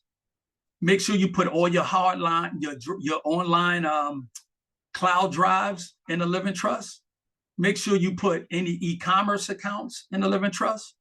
Any points programs you have. Like I have 1 million Sky Miles. I'm leaving all that in my trust. I'm not letting them get them 1 million miles back. Transfer everything over. You got to think your digital, your Google accounts, your Instagram, your YouTube, if you're making money off of it, all of that needs to be in your trust. All of this information, somebody needs to own your life, your livelihood. So remember, go that direction with putting those things in. So now here's an example of how you put an investment property in a living trust. The first property, the investment property. Now remember, you're going to have a deed for that investment property. The deed is going to be owned by an LLC. The property is 123 Main Street. So the LLC which holds the deed will be 123 Main Street Holding LLC. That's going to be holding the deed. But every LLC needs an owner. Your living trust will be the owner of your LLC. Living trust will be the owner of your LLCs. I do not recommend putting a bunch of investment properties in a living trust. The reason why is because your investment properties, you're going to be refinancing them. So now if you put it in a trust, you want to take it out. Now you're paying $1,500 or $1,000 to take it out. Now you got to put it back. No, but if you just make one dedicated LLC owned by the trust, and now that property is in that LLC, when you pass away, that property will automatically fall into the trust because the holding LLC is owned by the trust. So that LLC, I'm not just talking about real estate. If you own a laundromat, if you own a cleaners, if you own a business, you need to have your business in a holding. You need to have your property management set up, paying yourself. Like everything I gave you is the structure that wealthy people will not choose to have. I hate to say it, but I just got to talk how I talk. They don't want to have that conversation with us because they know most likely we ain't going to do it. So it's a waste of breath. But I know y'all going to do something with the information because guess what? You can't unhear what I'm telling you right now. You can't unsee it. So when it happens and you see it moving in this direction, you're like, yo, that dude Storm, he told us, man, and he gave me books. All right, so now this is investment. Now I'm gonna talk to you about how you put your primary residence in a living trust. Your regular home, your primary residence can't go into an LLC. So your primary residence is gonna be in the deed. All you have to do is transfer that deed into the living trust. And if anybody tells you, well, you're gonna have to have a due on sell clause because if you transfer your mortgage into a living trust, the bank's gonna claim the money. No, in 1982, they passed the law that any property that your primary residence, let me get that phrase right, your primary residence can go into a living trust without having to do on sell. Yes, and they can Google that. So don't let they tell you there'll be a due on sell clause. It will not be. Yes, living trust transfer, your attorney will do the living trust transfer, all right? So your deed, and the reason why it's so important to put that in a living trust because now you still can manage and run that property without having direct ownership. You will be the manager. Your beneficiaries will now be the heirs, but now if somebody try to sue you, they can't come after your home. And I want to give you something else. When you put your property in a living trust, I need you to remember this part now. Pay close attention. I'm drop it, you pick it up, and tell us the other people who transfer their home into a trust. Transfer your homeowner's insurance name into the living trust, please. That's one of the biggest mistakes people make. They transfer the property into the living trust, and then they leave the homeowner's insurance in their name. And then you have a catastrophe or fire, and now the insurance policy, homeowner's insurance go, the deed says, Juanita Trust, but the insurance doesn't say that. See, now they have a fight with you where they don't have to pay your claim. So make sure you put the name of the living trust on the insurance, but keep your name on there also. It's one of the biggest things people forget to do, and the attorneys, a lot of them don't even remind them that. All right, so let me give you someone. I'm gonna get up out of here. I gave you the digital assets that you guys need to put into your living trust. Here's something powerful I need y'all to never forget. When you do your living trust, and even if you don't do one now, I need you to be intentional. I need you to do a letter of intent or a video. My living trust, I did a video to my grandchildren and my great-grandchildren telling them why I created a living trust, what I need them to do, why I'm leaving this for them, what I expect from them, what the world is looking like. I want y'all to think for a minute with me. Think for a minute. What if you would have got a letter from your great-grandfather telling you, I was a sharecropper, I worked all my life, I couldn't afford to buy a home, I know where the world, I know where things are going. When you have the opportunity, I need you to buy you some real estate. I need you to start you a business.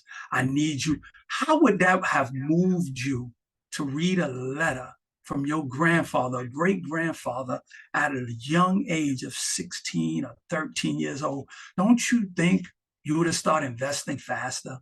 Don't you think your life would have took a different route by seeing the handwritten words telling you what he's been through and what he has expected for you? That's why it's so important for us to leave a letter, leave a video, so they can see what their great-grandfather said. And I want y'all to remember, we're in a digital era of social media. It ain't no more black and white pictures. Your great-grandkids will be able to click a button on your social media account and look at you like it was yesterday. I want to ask you a question.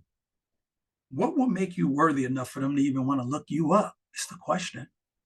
What are you going to do? Feel proud, build pride for them to be able to go, I want to show you my great-great-grandfather. Let me show you David. Let me show you him. Let me show you my great-great-grandmother Juanita. Let me show you my great-grandfather Marcus. And click that button and see that video of you. Come on, y'all.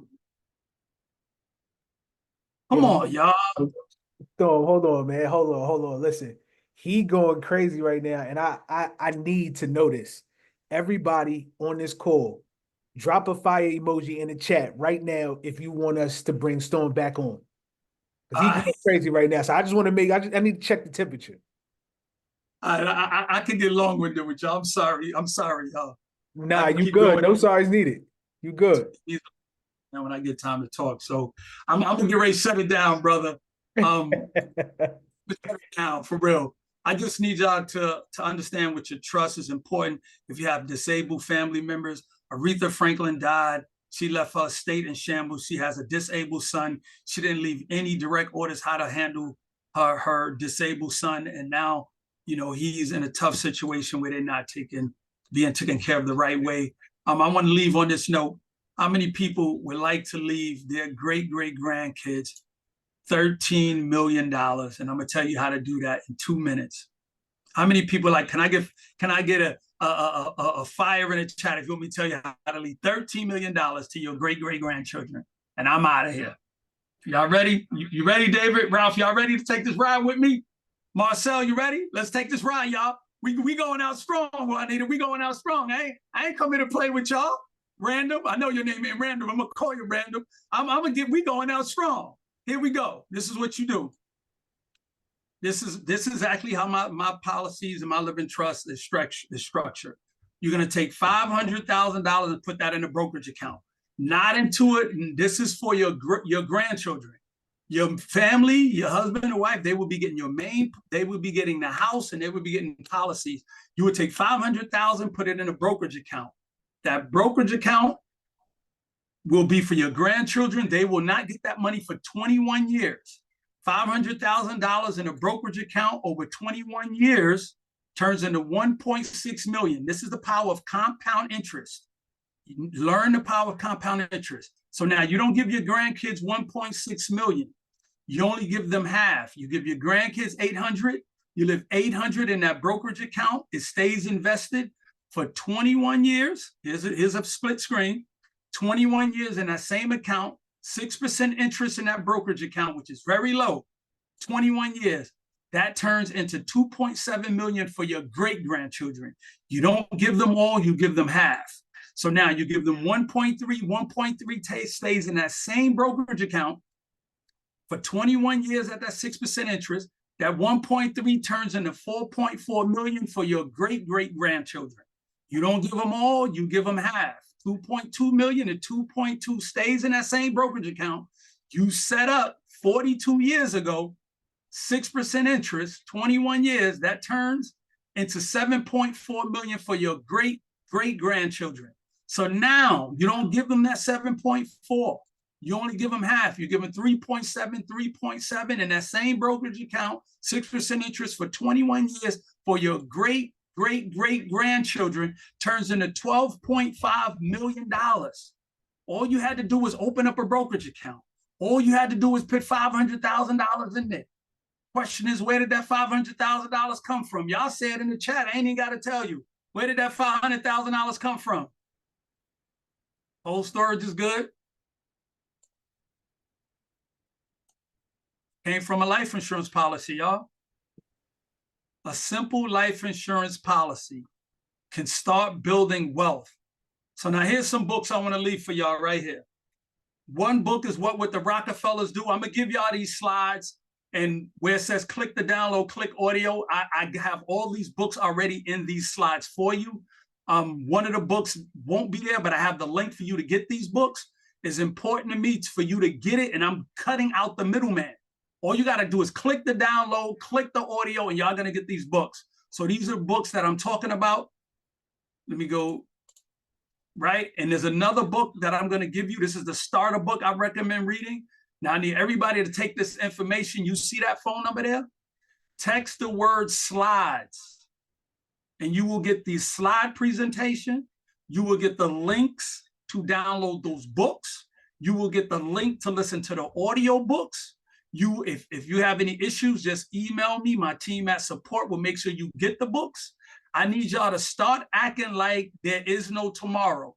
I need you to act like there's only 2 seconds left on the shot clock, and they told you you have 20 years to live and lied to you. You got to start acting out now. That's my Instagram. I want to thank y'all for allowing me to be here. I want to thank my brothers.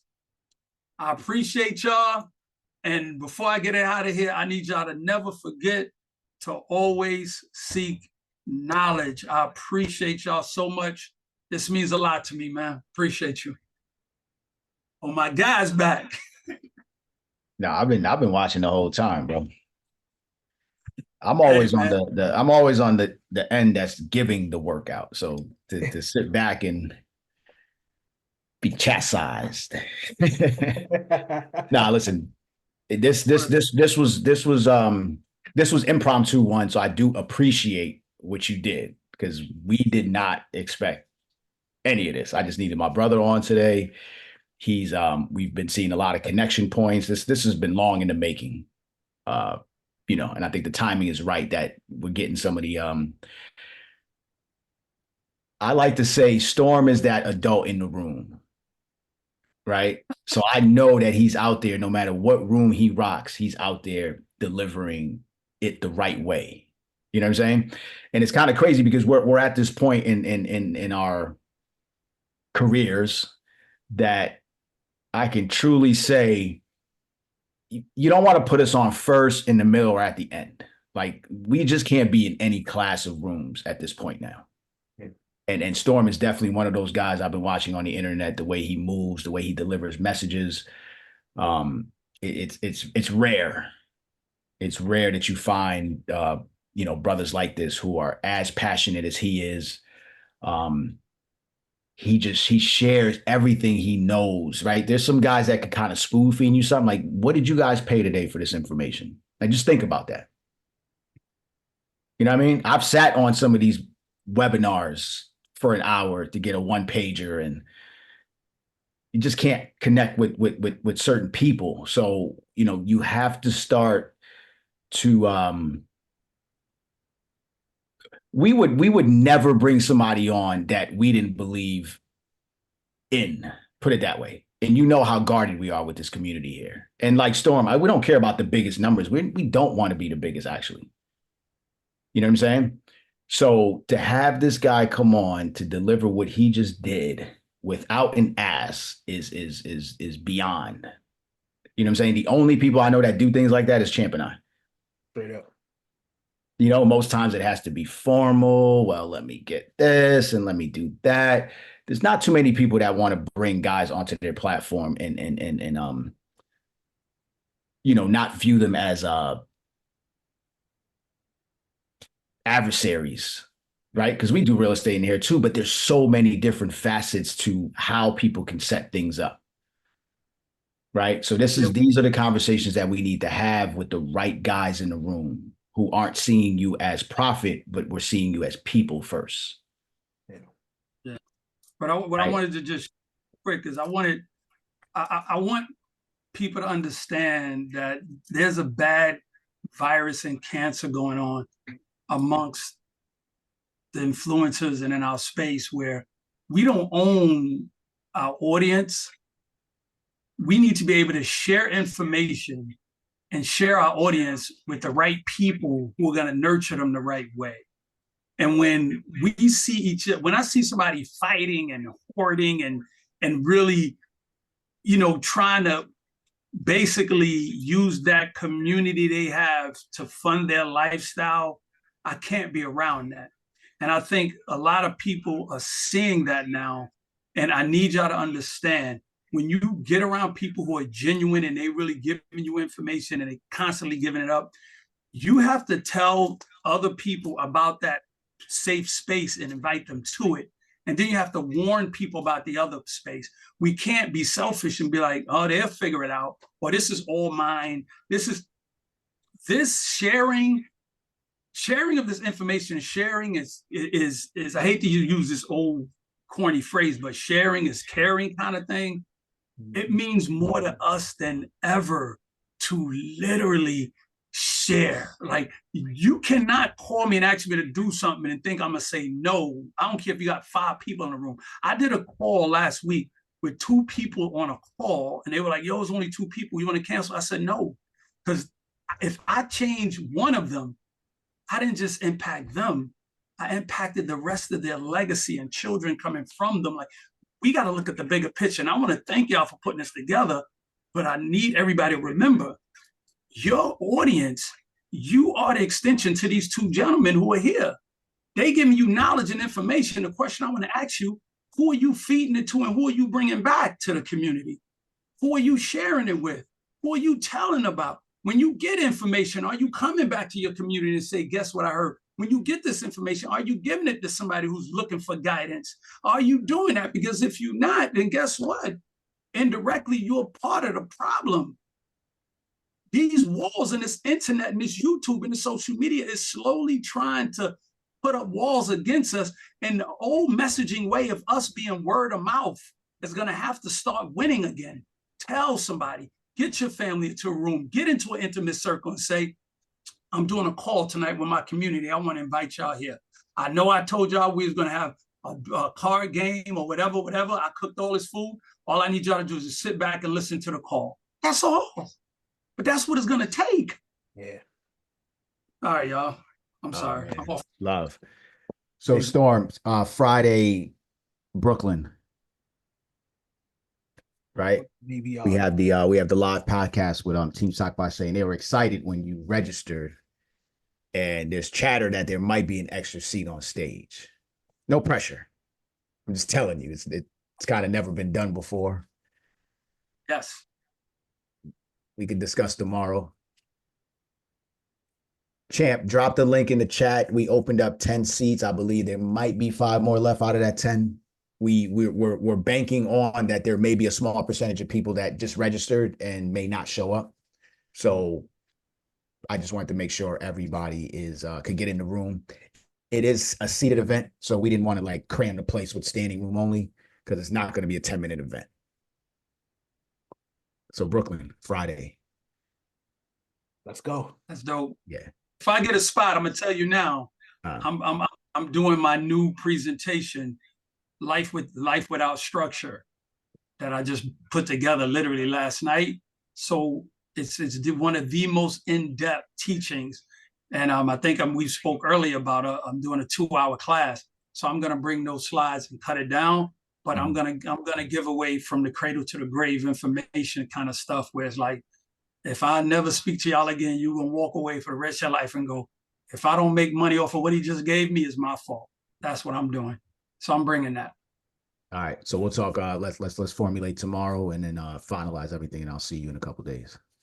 Appreciate y'all, brother. I'm gonna tune off and get some work done. I appreciate y'all, community. I love y'all. I love my people to death, man. Let's stick together. Let's do it. They can't beat all of us. Let's go. All right, peace. All right. Love. Big love.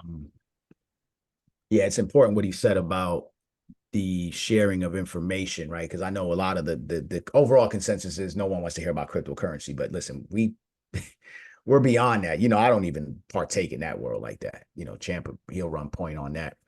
It's all about setting up your future for what's to lie ahead, right? So we know that the job market is dwindling. We know that we have to have more skill set in the next 5 to 10 years. This is adult surviving. So now take a step outside of yourself and just think about if you were 10 years old right now with the lack of information that our parents had. And I can't say all of you, I'm just saying in general, from where I came from and the people around me, the lack of information, right? Because that generation was just trying to survive when we were growing up. So what's the excuse? What are you going to tell them in 20 years when they look back like, yo, hold on, you didn't know this was coming? Because if you can't find work in the next 5 to 10 years and they're young and they have about 8 to 10 before they leave, what does that say about them? And we know that these schools are not going to position them for the future of these economies. They can't keep up with the information. We are already 30 years behind in education. They will continue to pump out factory workers. So now there's no more factories. It becomes automated. What happens to these children in the future? You as a parent are identifying by what you do, right? First question is, what's your name and what do you do? I don't partake in those conversations like that. Wow. I'm a person first. I wasn't born to like work. It's what you choose to do, right? And then it's really just based on the lifestyles and the verticals that we create around it. So not only do we have to get the knowledge, but then we have to like deprogram everything that was taught to us. White picket fence, this, that, and the third. And you got to do this. And it was Social Security turned to 401k. How many people got a 401k? Drop a 1 in the chat. How many people in the last 2 weeks, tell me the percentage of value that your 401k lost? And I don't care how inflated it was from before. 2008, it lost 37, on average, you were losing 37% on it. It forced baby boomers to go back to work in 2008. Now, those people are probably they're old. There's no way they're going back to the job market because there is no job market. Job market. Job market. That's wild. So why are we surprised that the job report came out lower than what was expected? As everybody's going to automation and artificial intelligence is just kind of people who use artificial intelligence are replacing people who don't use artificial intelligence. Okay.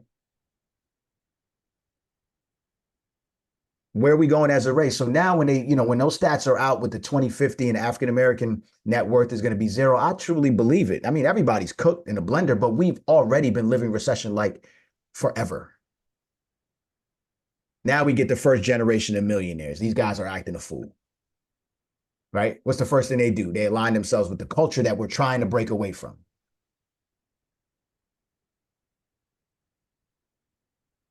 And you guys keep falling for this every single time. It's so easy to stoke emotion in our people, in our culture. Bring up race and flash some cash around. Every time.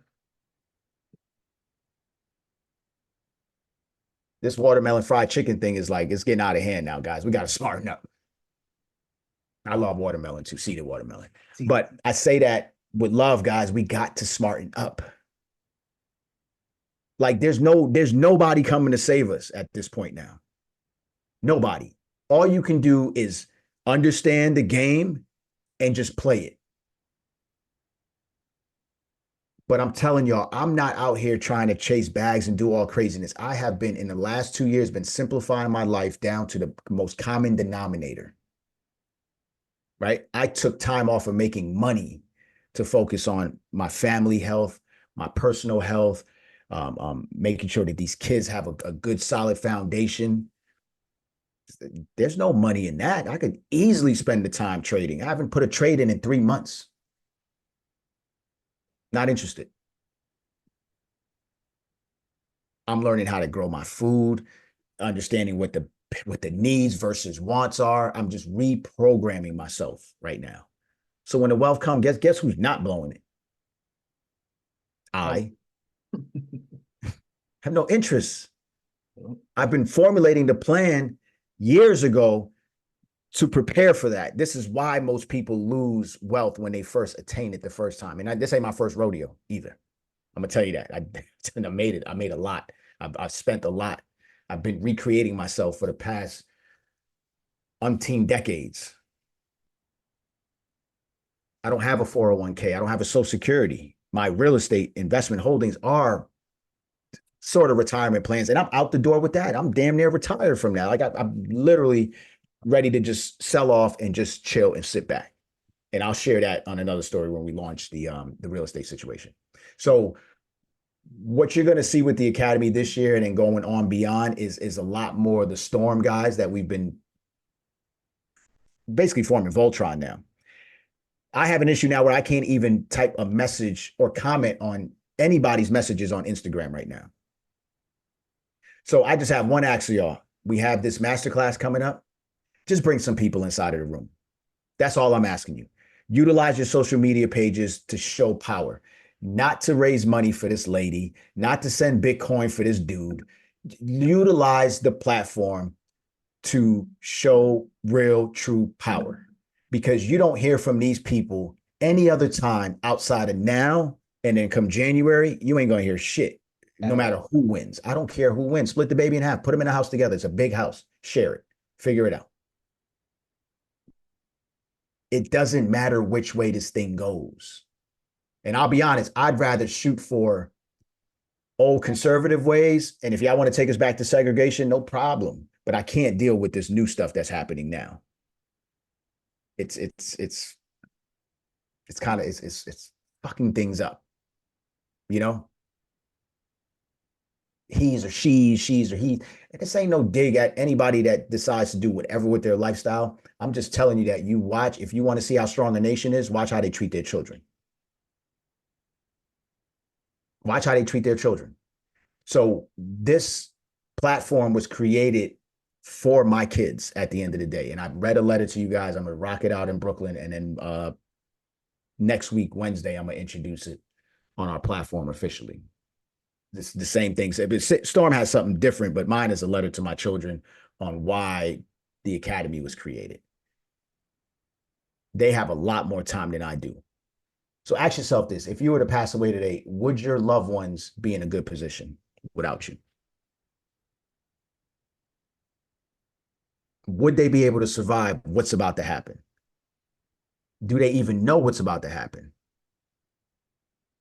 So when they got you focusing on the Agenda 2025, that's just dumb. Don't pay no mind to it. Go to the global agenda, right? That's the one that's gonna dictate what happens in this world.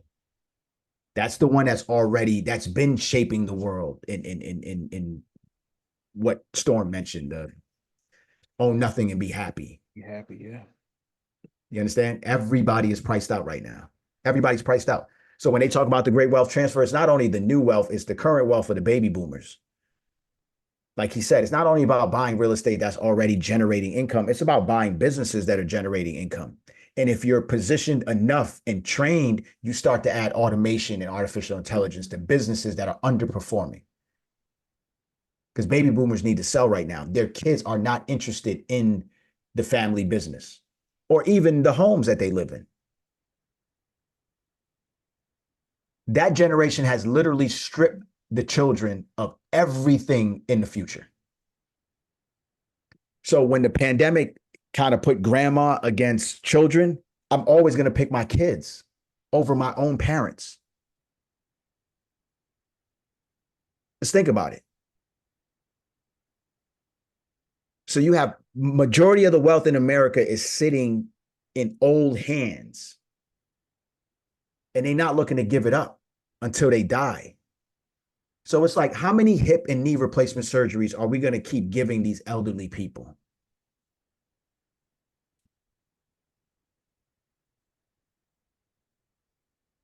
I'm just asking. You got only but so much more time left on this earth. It's this younger generation that's going to be cooked. They understand they're not growing up with conservative values. The phones are growing them up. Social media is influencing them. God knows what they're doing on these things because you guys don't have enough time to parent full time. And I'm not saying you in general. I'm just saying overall. This is what I'm seeing out here. Why? Because parents, 2-family households, you have to work all day. Now you got to make ends meet, right? Now people are picking up second and third jobs just to make ends meet. What are the kids supposed to be doing at this time now? Just going to school like we did? No thought process behind how you're supplementing their education, what the schools are saying. Since COVID, they've locked parents out of schools. For those of you who have been involved, you know. For those of you who just like put them on a bus and whatever, and it's just kind of what y'all do, then you don't know what's happening. And we're hearing it. You know, good thing for my wife, she has my kids' ears, so they download everything to her. And if not for that, we don't get any correspondence from the schools to say, why are you asking a fifth grader who do they like more, men, boys, or girls? It's like they're fifth grade. That ain't it. You know, why is there like 1 or 2 kids in a community that transition, but somehow 99% of us just have to alter our lives to make these people feel good? That ain't it. They're children. Mm-hmm. It confuses them. And when you put people in confusing state, you can control them. So y'all voting on identity? Come on, man. This shit is dumb. It's dumb. Super. You're voting on identity. Like, forget what the platform is. Forget that she can't even answer one question without redirecting it to birthrights and gender equality.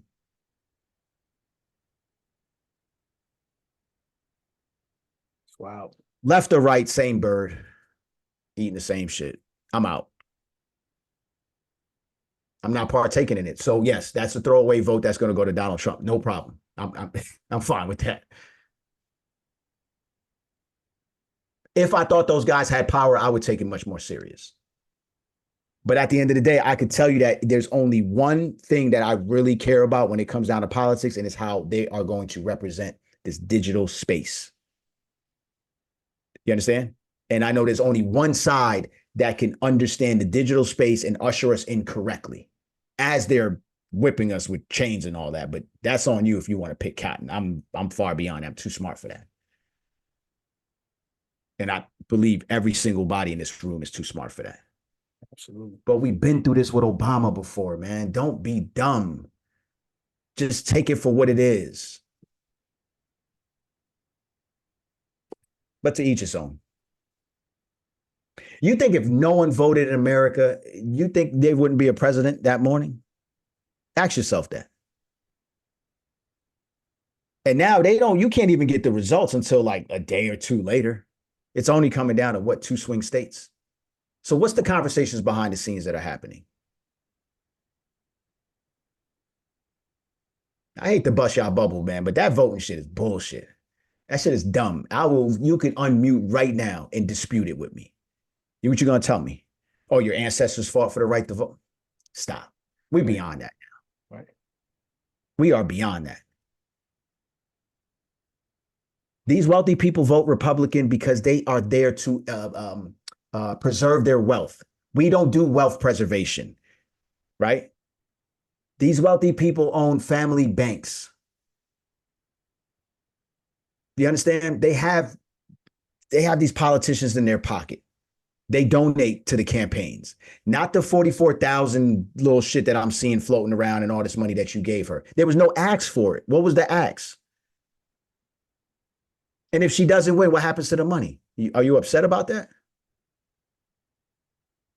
So he just gave you plays on group economics And somehow this lady gets on a Zoom and 44,000 sisters get on this Zoom too, and they're able to raise how much millions of dollars? And you're going to call that group economics? How much of that money is going to come back to the community? She's handpicked for this for a reason. Donald Trump is obvious who he is. But who is she at the end of the day? Just ask yourself that, because as an educated brother in this country right now, that's Sexy Red and bringing out Megan Thee Stallion, we are hiding those images from our daughters, our kids. We're telling them what it is, but it's like, yo, we don't partake in that. We don't put it on the radio. Like my wife was always shutting that thing down. She stood on it. Mm-hmm. That's the stuff you need to worry about. So if these people are running the campaign and they're promoting it, what the fuck do you think the next 4 years is going to be like? Quavo? Strippers at a campaign rally? DJs? This is what they see of y'all. So what y'all asking for in return? Just the fact to say, oh, we had a black woman who doesn't even identify as African-American on paper, and she's even told you this in person. She talks one way to a Jewish community, and then she talks another way to the people that she supposedly is. Shit not making sense. At least Obama was kind of he's a straight shooter all the way through. That one was kind of hard to spot. Mm-hmm. Yeah. And I'm just talking about the time of it. Like we didn't have a lot of information on politics and this and that and, you know, how it actually worked. When I got the inner workings of it, it's like investing in a meme coin. It's dumb. I wouldn't put my life savings into that. I don't really put energy into that. It doesn't matter. Have you woke up in the morning after an election to more money in your bank account? Have you woke up one morning after an election to oh man, this shit is great. The air feels better. I'm just asking for a friend because I don't care to know.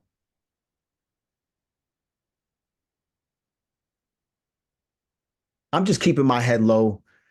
We're delivering information to people that we know is life-changing. This is the stuff that people aren't paying attention to.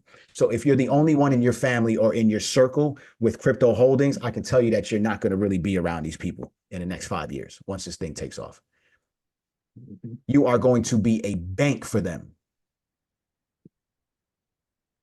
You're going to be a bank. That's it. So this community was built so we could have like-minded individuals. So when things happen and things, whatever, materialize, I told you this is going to be one of the biggest hedge funds ever. So when you got guys like Storm who have a certain play, and we got another guy over here, Andre, he's got a certain play, and then this person has a certain play. What happens when we get on these Zoom calls and 44,000 people come on this call to get this message tonight? Which is more powerful? God, she irks me with that laugh too, man. And it's only because it's not what it seems. Right. With this guy, you already know what it is. It's so obvious. He's telling you. So I don't need to address it. It's just dumb. But you have to know what you're voting for at the end of the day. And it can't just be about race. There will never be another decent president in the history of this country ever again. It's an absolute shit show. But the crazy part about it is it's the signs of the time. We created this problem as people. We created this problem. You don't see them backtracking. Every time the people push back, they say, oh, yeah. Oh, we should stop bombing. Israel should stop. Stop. Our government is being infiltrated by foreign adversaries. You're not seeing that part, right? It's just, oh, Trump collusion, Russian collusion. And the entire branch of government, 90% of them are Zionists. The president of Mexico is a Jew. Mm-hmm. Every world leader will be a Jew or a Zionist. What's the agenda with these people? Google George Soros and then Google George Soros Jr. That's the 37-year-old son of the most evil guy that you will ever see in history. and look at his history and his backtrack and tell me who he's donating to right now. This one man he causes instability in economies and worlds just so they can gain control. And he'll tell you, I don't care about the social impact of it. He's doing that to America right now. So when they talk about the borders and things like that, listen, if you look at South America right now and you look at the crime rate that is dwindling in countries where it was wild, what do you think they did with these people? They sent them to Mexico and then they're getting in here through the border. This is Christopher Columbus all over again. Them same bandits that was exiled from Europe that came here, that was a different breed of guys. Those were criminals.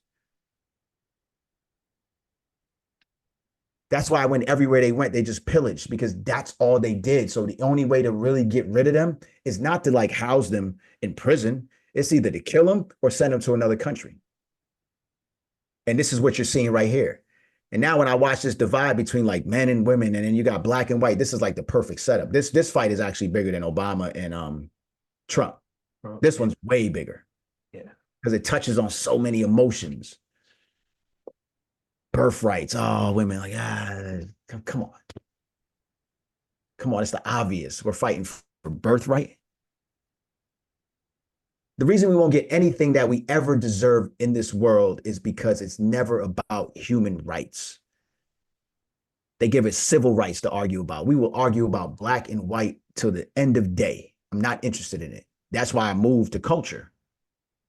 That's it. If you're part of the culture, I'm not looking at like what gender you are. Like, I'm not seeing any of that. It's just a culture. It's a way that we move. It's principles and morals.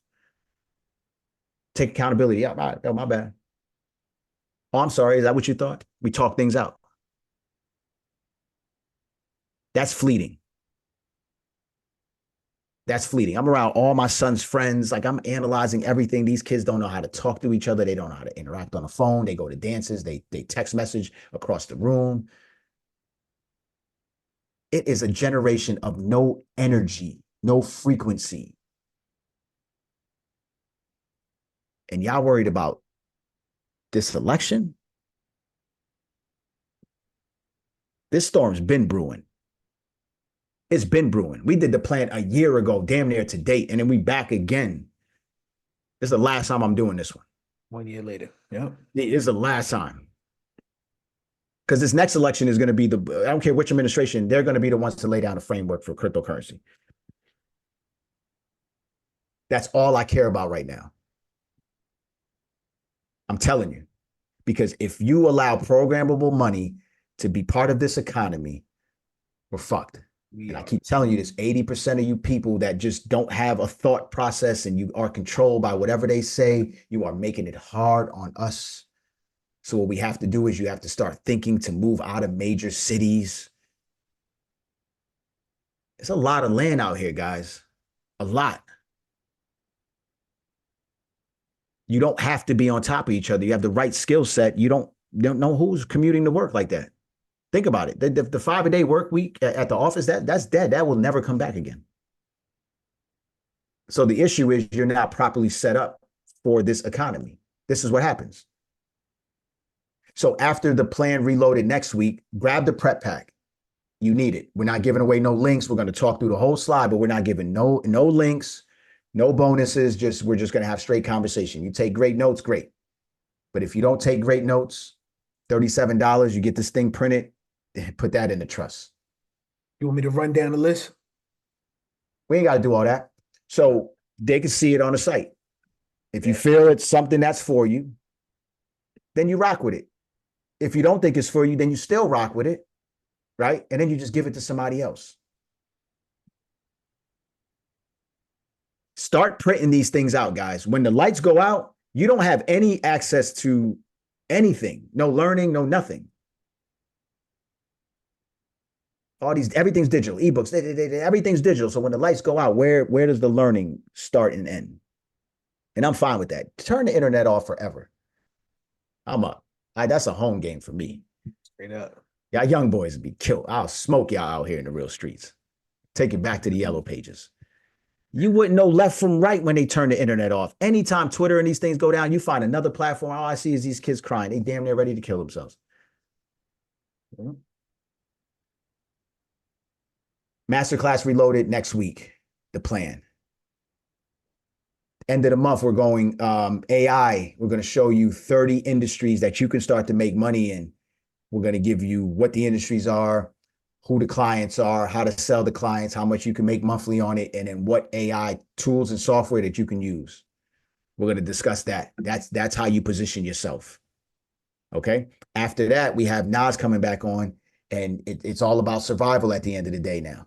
If the lights were to go out, how many people are actually prepared right now if something was to happen? So she's going to go over how much water for each member of the family, perishables, weapons, and we're not talking about just guns. And what was most profound when I was talking to her about the plan is like, she's like, yeah, I stock up on sugar and cigarettes. And I'm like, that's genius. Because it's not about what you want. It's about what the masses need. How valuable would that be? So now we're not even talking about being able to exchange goods and services for money. Nobody cares about that because all you're going to do is turn around and take the money and buy something with it, right? So what would a pack of cigarettes be to a smoker who's addicted to it? Could be valuable.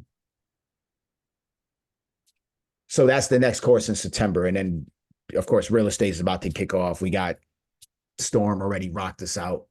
You know, I got a couple of my other real estate bigwigs coming on, institutional guys. They're going to give you the story from their vantage point. So all of it goes back to just the economy and where we're at right now. You understand? Before you go to invest in anything, you need to understand the climate of the industry that you're investing in. Do not FOMO into anything right now. Go to Google and just say, how is artificial intelligence going to affect, and then fill in the blanks with your industry? How is automation going to affect, and then fill in the blanks? And then you're going to start to see a timeline of things that are happening, and then pay attention when you're at work. Ask questions. Maybe play dumb. Start listening. Okay? So you watch California, you know, the more they could raise the dollar per hour. It's like they got to stop putting, like, they put the blame on people who just are positioned to solve big problems. They're not the ones creating the problems in this world. You know what I'm saying? We gave Bezos and them the power by supporting them. So you can't be mad when they're buying the politicians and doing things to enrich themselves and their families. You can't be mad at that. How'd he get his wealth? Because all I can see him as is that dweeb inside of that first office with that spray painted sign. Let's not forget that. We could literally make them guys go back to those days if we wanted to. Brick and mortar didn't have to go away. We chose convenience. And if you think about it, not everything priced on Amazon is actually even priced lower than what's in the store. Right? Price on shit on Amazon, there's things I see 30, 40, 50% more than what it would be in the store. I even started ordering from other websites that have the same products, and you're getting it within the same time frame. Everybody's shipping within a day or two now. Maybe not a day, but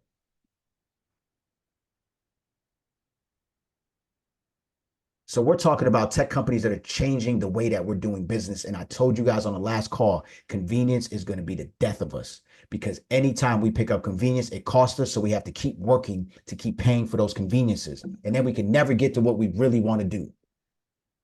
Break it down to the most common denominator. Trust me when I tell you that. That's what I've been doing.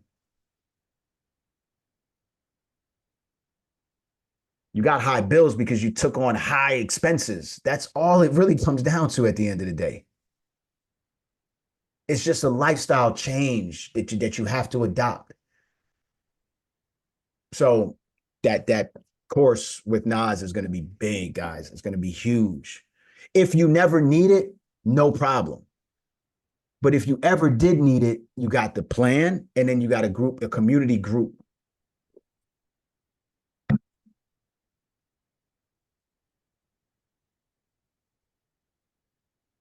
Just had something sitting on my desk right here. I just wanted to share this with you guys. So if you've ever seen this before, right? So now we're talking about radios with, you know, that don't, there's certain tools you need, things that don't utilize towers, cell phone towers. This is all technology that's been around for a while that's actually not even really government approved, but there's ways to get around that sort of situation. So at the end of the day, when the power goes out, who are you going to call to help you if something happened? Most of our people aren't skilled in firearms. Most of our people aren't skilled in hand-to-hand combat. Y'all not really with the smoke. Y'all might sound tough. Straight up. You go to those ranges, champ, who's over there? Their kids will light you up. So now we're talking about a family that can shoot. 10 years old, 7 And you years guys old. want to have pictures of white Jesus, Obama, and a Bible? Not when these demons come in the house. There is no stopping that. And nothing against those things if that's what you believe in. But let's be honest. This is the one time that we all have to put aside religion and race. Like anything that's the great divider, just put it aside. Because that shit ain't saving you. I'm telling you, I come from a country where it's like Haiti is prayed up. It's prayed up. Explain that one to me. Nobody prays the most. I mean, rosary beads, and they will recite the thing over and over, and it's like it never came. It never came. That's because it's in us. You guys are defaulting to a savior. It's a good book if you really paid attention to it, but it was written by somebody, right? Kind of. No. Stop. It was rewritten. It was remixed. Everybody has a different ideology behind it. It really is all about control at the end of the day. Start printing every ebook that you bought from us. Please start saving it and print a hard copy out. All right. Do not get too comfortable with this internet situation. You're going to wish you had some hard copies of things at the end of the day. Yeah. If you didn't do the portfolio management, we have a cheat sheet that we're giving everybody who took it. And then for those of you who didn't take it, you'll get the cheat sheet. It's going to be an upsell. It won't be as much as portfolio management, but we're not going to look at your holdings. We're just going to give you kind of what we came up with, some do's and don'ts of what you need to do in positioning yourself in this cryptocurrency situation. Because even talking to some of our brightest students, there were things that they weren't doing. And I'm like, well, if these guys ain't doing it, that means nobody's doing it. And we've been telling you guys to do it. So it's a matter of, did you pay attention? Are you holding good habit? Champ, did we put on the calendar the days they're supposed to update their cold storage, or at least look to see? Absolutely. So you have to follow our calendar. We started to put calendar events to remind you every Sunday to do a particular task. We don't have to do that. But when we have your best interests in mind, then it's what we do, right? Time management. A lot of you guys are just losing time. You can't find time. Where are you spending the time? You're paying for services that are taking up all your time. And then there's some services that we're not even paying for. And we told you, if you're not paying for the service, you are the product. Biggest commodity in the world right now, time and data. Data, you have to do what? There's 3 M's: maintain, minimize, and monetize your data. And when I say data, meaning everything, your blood work, your who you give your DNA to, who you give your time to, that's data.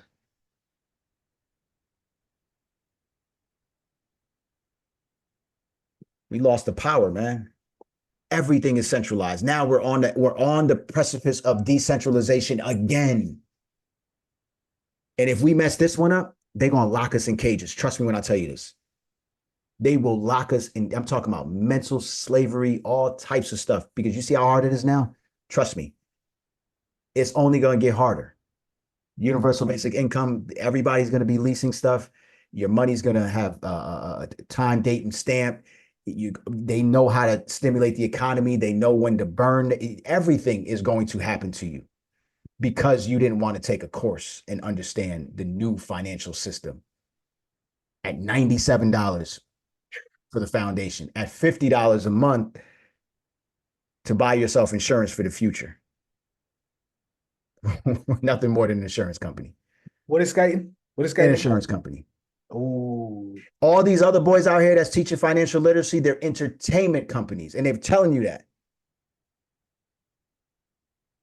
It's no dig to them, but they're telling you it's an entertainment. You come here to get entertained. We don't entertain y'all. I don't be shucking and jiving, laughing, talking about relationships and why we don't need women. Like, come on, that shit is dumb. no. Single males will not run this world. Just won't. We know what the value is in the community, in the culture. It's in women. So now you take the women out the house, you got them working, now they're the breadwinners, they're getting all this opportunity. Great. Who's raising the children?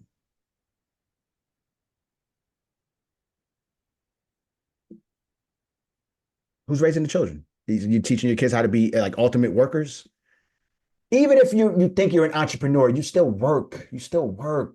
No one's, like really making money when you don't have to work is really the play at the end of the day. You're working for yourself. Actually, I work more hours and make less pay. I'm probably more valuable in the workforce, to be honest with you. I could easily probably rip down $1 million base salary if I wanted to out here. I have to assume all risk every day. I have to assume risk every day. I'm the last one to get paid. Every day I have to make a decision that's going to affect the lives of everybody I speak to, including myself. Every day, this is what I do.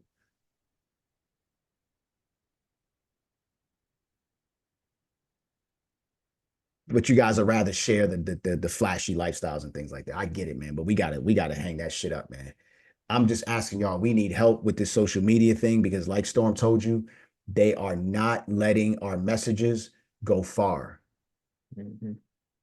You understand? They're not letting it go far. So a simple share, even if you don't want to share it, just something in the inbox. And the crazy part is the amount of people that's in my inbox that tell me how much they admire what we do and they wish that they can do it, but they're slaves to their job because if their job found out that they had a certain viewpoint on something, they can't say shit because they're going to be terminated. Control, man. So that's a company that you want to work for at the end of the day. Somebody that's suppressing who you are, and you're going to do this for how long? And when do you find yourself again? Because ain't no retirement at 65. You can't work yourself to wealth. Telling you guys this academy is about to go faceless in a minute, and I've been completely honest with you guys about that because we have given you everything. So when I'm out, I'm out. It will just run itself. Mm-hmm.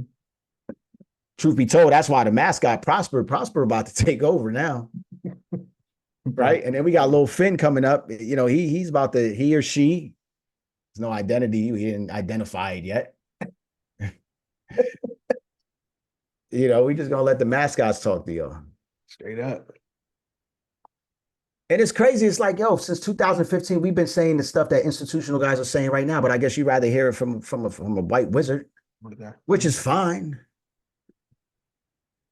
But they're not giving you the whole game. I'm just telling you that now. It's not in their best interest to tell you what's really happening. So Bitcoin is what? What's the symbol for Bitcoin? BTC. And BTC stands for what? Beta test coin. Beta test coin. Champ told you a long time ago, Bitcoin is a psyop. We know it can't run an economy. That's it. So why do they keep telling you to mortgage your house to put it in Bitcoin? You are enriching the guys who have got in at the bottom level. All those guys telling you about ETH, they bought it for $1. They're literally giving the shit away to these guys. Millions of ETH for nothing.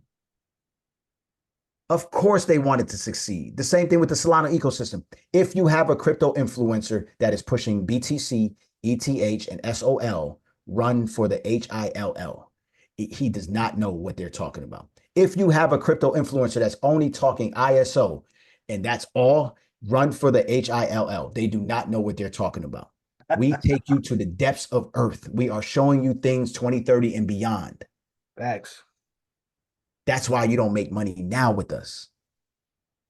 You'll thank us later. We do not know how to patiently wait for wealth. I got into gardening a couple years ago. This is my second season doing it, maybe third, but second real one. And the amount of things that I learned from nature Everything I'm learning right now, it's not, I mean, I'm not turning to Google and things like that and ChatGPT. Like the amount of things that I learned just by sitting outside and just by listening, right? Just by seeing, like the minute that we get rain, I wake up in the morning, the crops are like, I'm like, wait a minute here. You know what I'm saying? No one has to do anything to nature. It thrives. Wintertime, leaves come off, and then somehow in the spring, they just come back again. Like, God damn.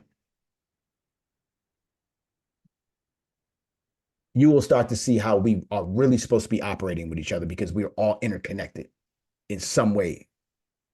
But they found ways to just divide us. And now we have so many dividing topic points. Oh, love is love. All right, cool, whatever. Have at it. Love is love. Cool. I can't even, I'm not having those discussions with people anymore. We have to start positioning our children. That's all I care about right now is these kids. They are having at them right now. All right. The schools are indoctrinating them. They're giving them a language that is not what the true definitions are. These kids are in confused states. They don't want to buy homes. They're not inspired by anything. It's like, what is this shit gonna look like? Then you look at all the other countries and what they're doing within their educational system, how they're utilizing AI inside the schools to see how many kids are paying attention, how they're training these kids for any type of situations, right? It's not just a mental thing, it's also a physical. We are by far the most unhealthiest country on earth. The ingredients that are here are in these other countries and they're made by the same person. How dumb are we? And you keep voting for these same politicians that are doing the same things to us. You are biting your face by paying attention to these people. All we have to do is just identify what's not working for us and just stop the shit. Stop shopping middle aisle. That's it. Don't buy gas. Prices will go down. Just chill. Just chill. Stop spinning the block. Carpool. You got to start understanding simple product. I'm done. I can't. We'll save it for next week. Friday, I got to save my energy for the live situation. Next week, Wednesday. 2 more weeks after that is going to be the masterclass for AI. Listen, we already gave you 7 free AI courses. Do with it how you please, but if you guys aren't taking those courses, you're bugging. And it's not a matter of if I want to go into AI or not. It's going to affect us one way or another. You just need to know what the basics are. And I'm going through these courses, you will learn a lot. And AI is not what you think it is. It's not. When you start to really study what AI is, not the media version of it, not the social media version of it, when you get down to the actual the tech behind artificial intelligence, you'll start to understand. What happens is the people who are presenting the AI to us have other agendas. The Elon Musk brain chip, robots to do all this other stuff. It's like, bro, you just because you can doesn't mean that you should. I keep telling you, man, these culture boys, they have a different makeup, man. These guys are like beyond the spectrum. They don't love people. They don't love themselves. So when they create things, it's from a really small lens and they're so hyper focused on it. They're always successful. Always. And we sitting here and we got to pay for this shit because we're just distracted by conveniences. Start looking at your monthly expenses. Start looking at all the apps that you can't download, that you can't take off of your phone. Like even for me, I'm like, damn, when was the last time I used this? It told me 9 months ago. Why is it hard for me to delete this situation? I am taking back control. I don't sit on emails anymore. Don't send me an email if you want to get me to reply back to you.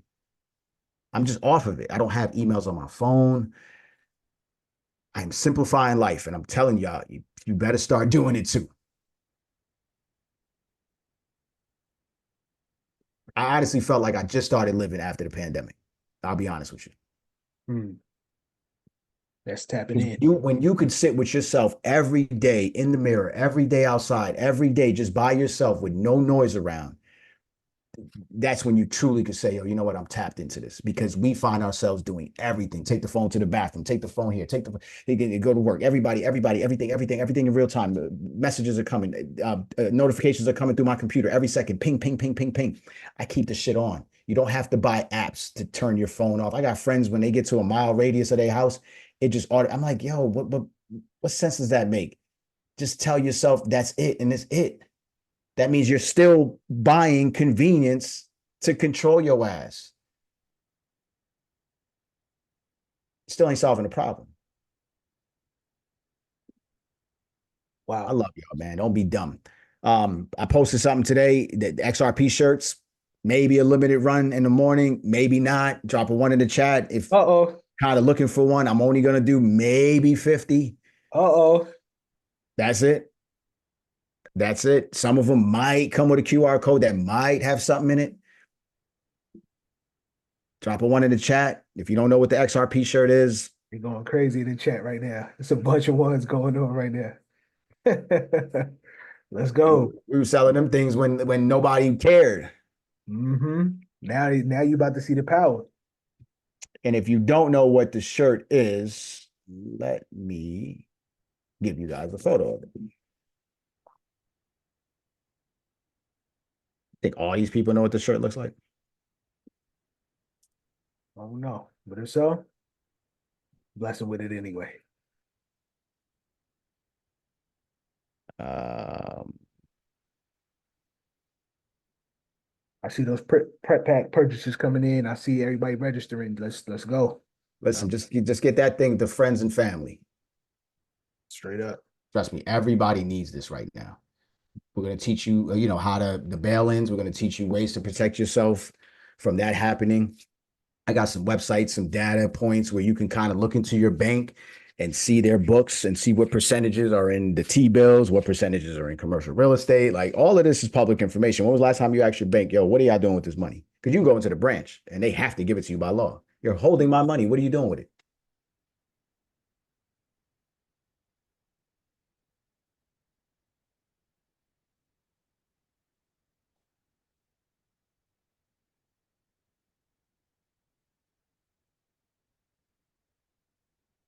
All right, champ, close them out, man. And I'm looking for this image now. All right, no doubt.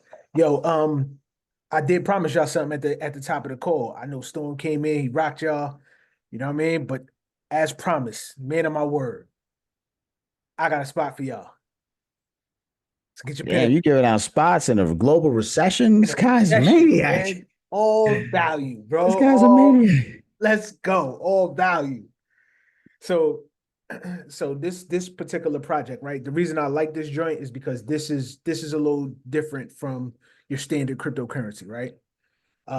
This particular project is a decentralized finance protocol and cryptocurrency, and it uses an automated market maker, or AMM, and token swaps to provide liquidity to it. Essentially, it's a cryptocurrency exchange, and it's created on the base blockchain, the base network, right? So this particular exchange is the next generation for automated market makers. There's a lot of liquidity that's going to flow through it. It is the central liquidity hub for Base. So it already has value. This is Arrow. The reason I'm giving y'all, and I see a couple of our OGs in here who has it, I appreciate that y'all even know this. There's a lot of talks about meme coin season that's about to come on, altcoin season we're about to get. Brett is one of those meme coins. I'm not telling you guys, hear me loud and clear. I'm not telling you guys to invest in Brett. You do what you wish with your own money, right? I'm just telling you guys that particular project, Aerodrome Finance, or Aero, AERO, is definitely going to be a winner. That's where the money has to flow through. And right now, it's experiencing super volume over there. So do with that information what you will. Is going inside the chat. I am going to add it on the Academy under the spot calls, and it's going to be added to the watch list. All right.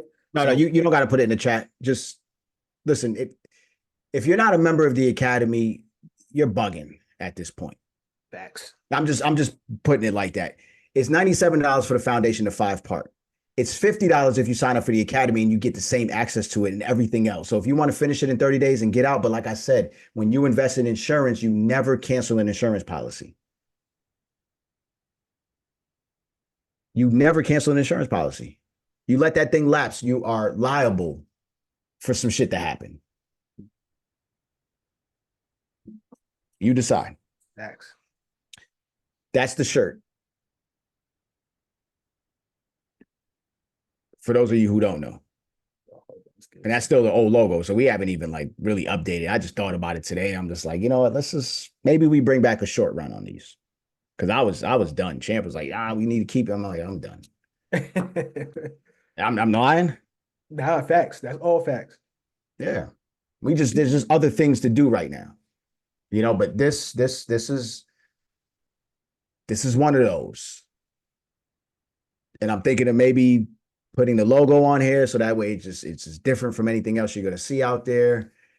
This would be a commemorative piece. I like said it right. Yeah, you said that right. I like that. Oh my God. I can't do everything well, but you know, I do most things okay.